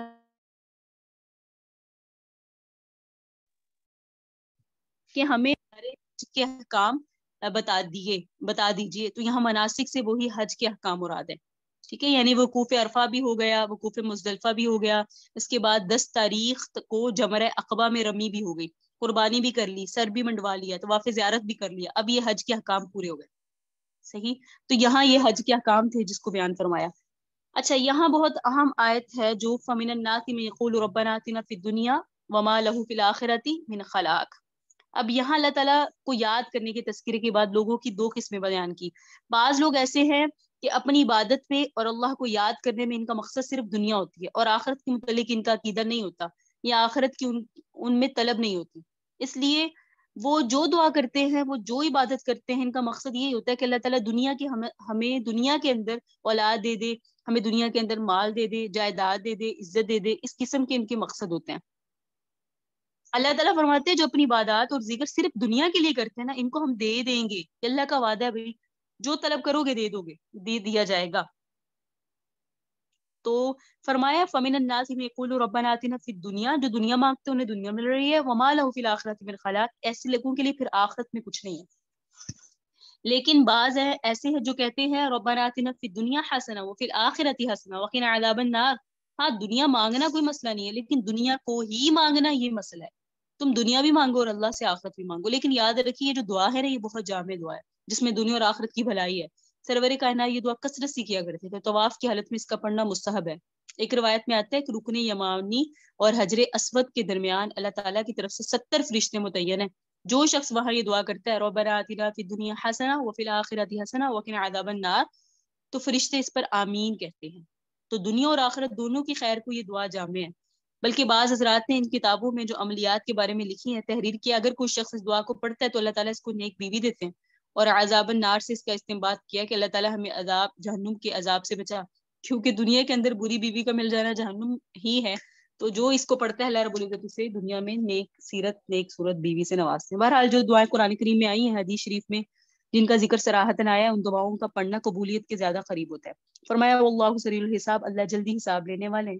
اس میں بروں کے لیے وعید ہے، نیکوں کے لیے بشارت ہے. ظاہری بات ہے اللہ جلد حساب لینے والے ہیں، تو بروں کا برا عمل ہوگا تو انہیں تو ڈر لگے گا، اور نیکوں کے لیے اس میں بشارت ہے کہ اللہ حساب لیں گے. ظاہری بات ہے عمل پر اجر ملے گا، جزا ملے گی. وَاذْكُرُوا اللَّهَ فِي أَيَّامٍ مَّعْدُودَاتٍ، چند گنے ہوئے دنوں میں اللہ کو یاد کیا کرو. اس سے وہی ایام مینا مراد ہے، 2 یا 3 ایام مینا. آپ کو پتا ہونا چاہیے جاہلیت میں 2 قسم کے لوگ تھے. بعض کہتے تھے مینا میں 2 دن ہی ٹھہرنا چاہیے، تیسرے دن ٹھہرنا گناہ ہے. بعض کہتے تھے 3 دن ٹھہرنا چاہیے. مینا، عرفات، مزدلفہ حج میں ہوتے نا، تو یہ جو مینا ہے اس میں ہوتی تھی شیطانوں کو کنکریاں ماری جاتی ہیں. تو بعض کہتے تھے کہ 11 ذی الحج اور 12 کو ہی ٹھہرے، 13 کو نہ ٹھہرے. بعض کہتے تھے نہیں ٹھہرا 13 کو بھی ٹھہرے، 2 دن کے بعد واپس آ جانا. بعض کہتے تھے گناہ ہے، اور بعض ایسا اس کے برعکس کہتے تھے. تو یعنی دونوں فریق ایک دوسرے کے عمل کو معصیت گناہ قرار دیتے تھے. جو 3 دن ٹھہرتے تھے وہ کہتے تھے جو 2 دن میں آ گیا وہ گناہ گار ہے، اور جنہوں نے 2 دن رات میں عادت اختیار کی لی وہ سمجھتے تھے 2-3 دن ٹھہرنا ہے یہ گناہ ہے. تو اللہ تعالیٰ نے دونوں باتوں کو واضح فرما دیا. اگر کوئی 2 دن میں جلدی کر کے چلا جائے تو بھی اس پر کوئی گناہ نہیں ہے، اور اگر کوئی دیر کر دے اور تیسرے دن یعنی 13 ذی الحج بھی ٹھہرا رہے اس پر بھی کوئی گناہ نہیں. دونوں عمل ہی جائز ہے، فی حد ذاتی ہی جائز ہے. اگر تیسرے دن ٹھہرا تو افضل ہے. جائز ناجائز کا مسئلہ نہیں، افضل ہے. ظاہری بات ہے ثواب زیادہ ملے گا. صحیح. آگے سنیں. وَمِنَ النَّاسِ مَن يُعْجِبُكَ قَوْلُهُ فِي الْحَيَاةِ الدُّنْيَا. لوگوں میں بعض وہ شخص ہیں کہ اگر وہ آپ سے بات کریں تو اے نبی صلی اللہ علیہ وسلم آپ کو ان کی بات کا انداز اچھا لگتا ہے. وَيُشْهِدُ اللَّهُ عَلَى مَا فِي قَلْبِهِ. اور وہ شخص گواہ بناتا ہے اللہ کو اس چیز پر جو اس کے دل میں ہے. وَهُوَ لَدُ الْخِصَامِ. اور وہ جھگڑے پہ ضدی ہے. وَإِذَا تَوَلَّى سَعَىٰ. جب وہ پیٹ پھیر کر جاتا ہے تو کوشش کرتا ہے فی الارض زمین میں لیفسد فیہا تاکہ زمین میں فساد برپا کرے. وَيُهْلِكَ الْحَرْثَ. ہلاک کر دے کھیتی کو، والنسل حیوانات کو. واللہ اور اللہ لا يحب الفساد. فساد کو پسند نہیں فرماتے. اذا اور جب قیل لہ اس سے کہا جاتا ہے اتق اللہ اللہ سے ڈرو، اخذته العزۃ بالاثم تو غرور اس کو گناہ پر بران گرفتہ کرتا ہے. فحسبہ جہنم اس کا ٹھکانہ اس کے لیے کافی جہنم ہے. ولبئس المہاد اور وہ برا ٹھکانہ ہے. ومن الناس لوگوں میں بعض وہ ہیں من یشری نفسہ ابتغاء مرضات اللہ جو کھپا دیتے ہیں اپنے جان کو اللہ کی رضا کے چاہنے میں. سبحان اللہ. بعض لوگ وہ ہیں جو کھپا دیتے ہیں اپنی جان کو اللہ کو راضی کرنے میں. واللہ رؤوف بالعباد. اللہ بندوں کے ساتھ مہربانی کرنے والا ہے. یا ایھا الذین آمنوا اے وہ لوگ جو ایمان لائے ادخلوا داخل ہو جو فی السلم اسلام میں کافہ پورے کے پورے. ولا تتبعوا خطوات الشیطان شیطان کے نقش قدم پر مت چلو. انہ لکم عدو مبین بے شک وہ تمہارا کھلا دشمن ہے. فَإِن زَلَلْتُم مِّن بَعْدِ مَا جَاءَتْكُمُ الْبَيِّنَاتُ اگر تم پھسل گئے بعد اس کے کہ تمہارے پاس واضح دلائل آگے. فَاعْلَمُوا جان لو أَنَّ اللَّهَ عَزِيزٌ حَكِيمٌ اللہ زبردست ہے حکمت والا ہے. هل ينظرون تم انتظار نہیں کرتے الا مگر یہ کہ ان یأتیہم اللہ فی ظلال من الغمام مگر اس بات کا کہ آ جائے ان کے پاس اللہ. یعنی تم انتظار کرتے یہ لوگ مگر اس بات کا کہ اللہ آ جائے ان کے پاس ظلال من الغمام بادل کے سائبانوں میں. والملائکۃ اور فرشتے ان کے پاس بادل کے سائبانوں میں آ جائیں. وقضی الامر اللہ کا فیصلہ پورا ہو گیا. وإلی اللہ ترجع الامور اللہ کی طرف تم سب کو لوٹ کر جانا ہے. احکام حج کے تذکرے میں 2 قسم کے لوگوں کا ذکر آیا. ایک ہوتے ہیں طالب دنیا اور ایک ہوتے ہیں طالب آخرت. دنیا طالب کافر ہو سکتا ہے اور منافق بھی ہو سکتا ہے، اور طالب آخرت صرف مومن ہوتا ہے جس کا پیچھے ذکر آیا. پہلی آیت جو آپ کے سامنے پڑھی وَمِنَ النَّاسِ مَن يُعْجِبُكَ قَوْلُهُ فِي الْحَيَاةِ الدُّنْيَا اس کا شان نزول ایک منافق تھا جس کا نام تھا اخنس بن شریک. سرور کائنات کی مجلس میں آتا، زبان کا بڑا فصیح اور بلیغ تھا، بڑی چرب زبانی کرتا، سامنے بیٹھ کے بڑی محبت کا اظہار کرتا، بڑا اخلاص کو نمایاں کرتا. بات بات میں یوں کہتا ہے اللہ گواہ ہے کہ جو میں کہہ رہا ہوں میرے دل میں یہی ہے. میں آپ کے حق میں بڑا مخلص ہوں. اس طرح مشورے دینے کی کوشش کرتا اور یوں سرور کائنات کا قرب حاصل کرنے کے لیے کوشاں تھا. مقصد اس کا یہ تھا کہ آپ کا قرب حاصل کر کے دنیاوی فائدے حاصل کیے جائے. اس کی جو خراب اور خبیث فطرت تھی باہر نکل کر فساد مچاتا، کسی کی کھیتی اجاڑتا، کسی کے جانوروں کو نقصان پہنچاتا. اپنی اس خبیث فطرت کو چھپانے کا اس نے یہ ذریعہ بنایا ہوا تھا کہ چاپلوسی اور تعریف کر کے آپ کی مجلس میں قرب حاصل کرتا. ایسے موقع پر مقصد یہ ہوتا کہ جب لوگ ہمیں دیکھیں گے کہ ہم بڑے مقرب ہیں اول تو ہماری شکایت کرنے کی کوشش نہیں کریں گے، اور اس کا تو بڑا تعلق ہے شکایت کرنے کی ضرورت نہیں ہوگی، اور اگر کوئی شکایت کرے گا تو بھی سرور کائنات اس کا اعتبار نہیں کریں گے. یہ تو بہت اچھا آدمی ہے، دیکھو اس قسم کی باتیں میرے ساتھ کرتا ہے. تو اللہ نے واضح فرما دیا آپ کو کبھی کبھی کسی کی بات کرنے کا انداز اچھا لگ سکتا ہے، ٹھیک ہے، وہی شیء اللہ علیہ فی قلبہ، لیکن اللہ گواہ ہے اس کے دل میں کیا ہے. منافق کا یہی رویہ اختیار کیا ہوتا ہے منافقوں نے تو، اور منافقین نے یہی رویہ اختیار کیا ہوا بھی تھا. اس لیے اس قسم کے دشمنوں سے اللہ تبارک و تعالیٰ نے سرور کائنات کو مطلع فرمایا ایسے لوگوں سے ہوشیار رہیں جب دنیاوی زندگی کی یہ دنیاوی زندگی چاہتے ہیں، اپنی دنیاوی مفاد کی خاطر ایسے کرتے ہیں، اخروی مفاد ان کا آپ سے کچھ نہیں ہے. پھر ان کا حال یہ بیان کیا کہ اگر انہیں کوئی یہ کہہ دے نا کہ تم شرارت مت کرو، وَإِذَا تَوَلَّى سَعَىٰ فِي الْأَرْضِ تو آخر میں اس میں یہ الفاظ فرمائے اخذت العزت بالاسم، کہ پھر ان کا غرور نفس، ان کی عزت نفس ان کو مہلت نہیں دیتی کہ وہ نصیحت کرنے والوں کی نصیحت پر کان دھرے. ٹھیک ہے، کیونکہ یہ اخنس بن شریک کا حال بیان کیا گیا، آپ کے پاس سے تو چلا جاتا ہے، زمین میں فساد کرتا ہے پھر، اور یہ ایسی ایسی باتیں کرتا ہے کہ لوگوں کی کھیتیوں کو اور نسل کو تباہ کرنے کی کوشش کرتا ہے، اور اللہ فساد کرنے والوں کو پسند نہیں کرتے. اور جب اسے کوئی نصیحت کرتا ہے نا، اخذت العزت بالاسم، یہ ہر منافق کا حال ہے، جب اسے نصیحت کی جائے نا تو وہ اپنی عزت نفس ایگو کے خلاف سمجھتا ہے اس کو. تو یہاں فرمایا ان کا یہ خیال ہوتا ہے کہ اگر کسی کے کہنے پر ہم مان لیں گے تو ہماری کمزوری ہو جائے گی، ہماری کمزوری واضح ہو جائے گی. اللہ نے فرمایا خبیث نفس انسان کی عادت ہوتی ہے کہ اگر اسے کوئی سمجھائے تو سمجھانے کے بعد وہ مزید ضد میں آتا ہے، صرف یہ ظاہر کرنے کے لیے کہ میرے مان جانے کی صورت میں میری عزت کو، میرے غرور کو نقصان پہنچے گا. لوگ کہیں گے دیکھو فلاں نے اسے روک کر یہ رک گیا.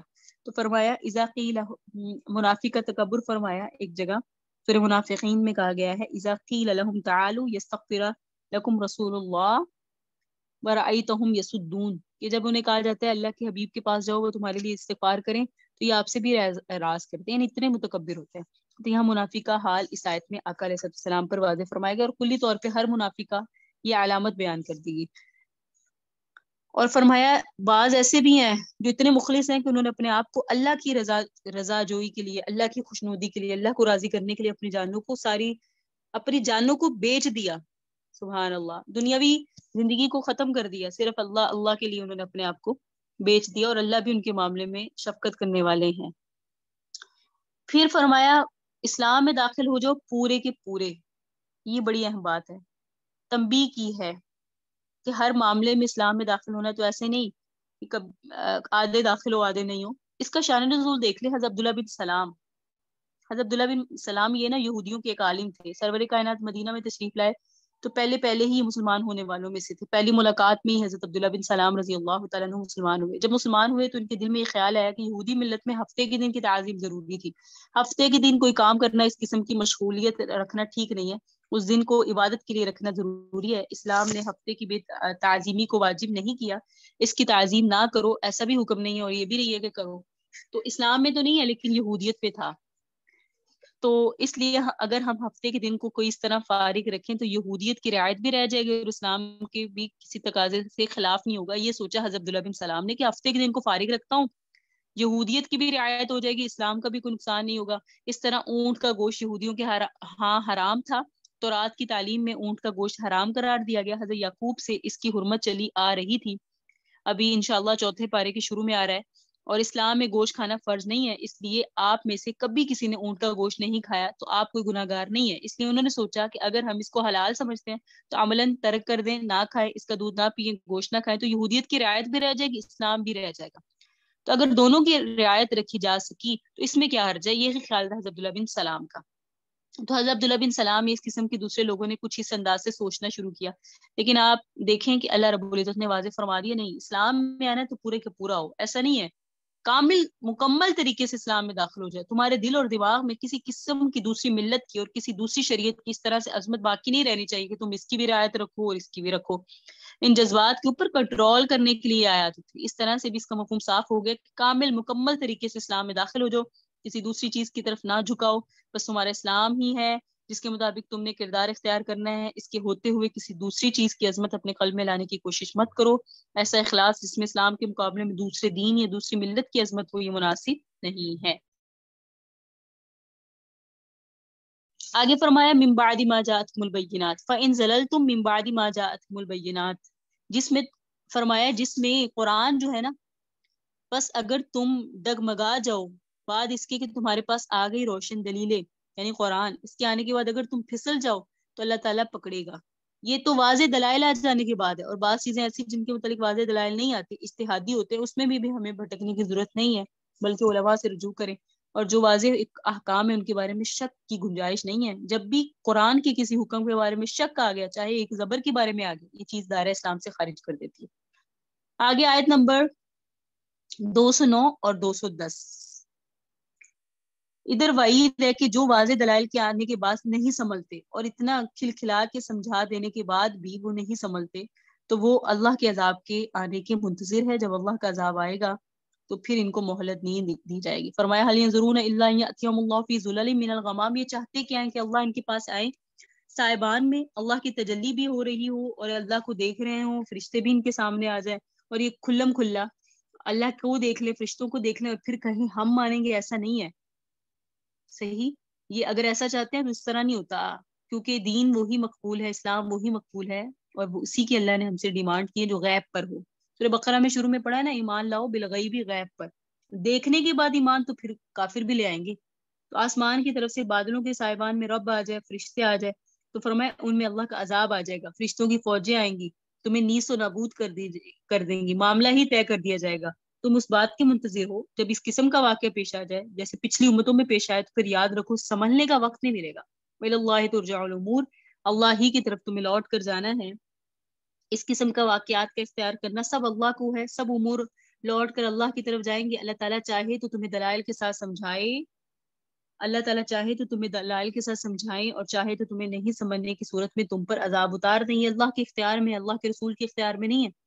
اس طرح سے وعید دی گئی کہ واضح آیات اور واضح ہدایات کے آنے کے بعد مخالفت نہیں کرنی چاہیے، بلکہ اتباع کرو. اور اگر تم ان واضح دلائل کی اتباع نہیں کرو گے پھر پھسل جاؤ گے تو متبع شیطان سمجھے جاؤ گے.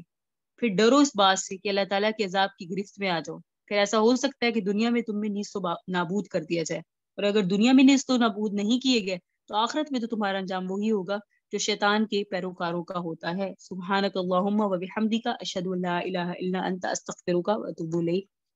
هذا هو المرام، والله اعلم بحقیقت الکلام. سبحان ربک رب العزۃ عما یصفون وسلام علی المرسلین والحمد للہ رب العالمین. آیت نمبر 211 سے انشاءاللہ ہم سبق کا پھر آغاز کریں گے. اللهم صل على محمد وعلى ال محمد كما صليت على ابراهيم وعلى ال ابراهيم انك حميد مجيد. اللهم بارك على محمد وعلى ال محمد كما باركت على ابراهيم وعلى ال ابراهيم انك حميد مجيد.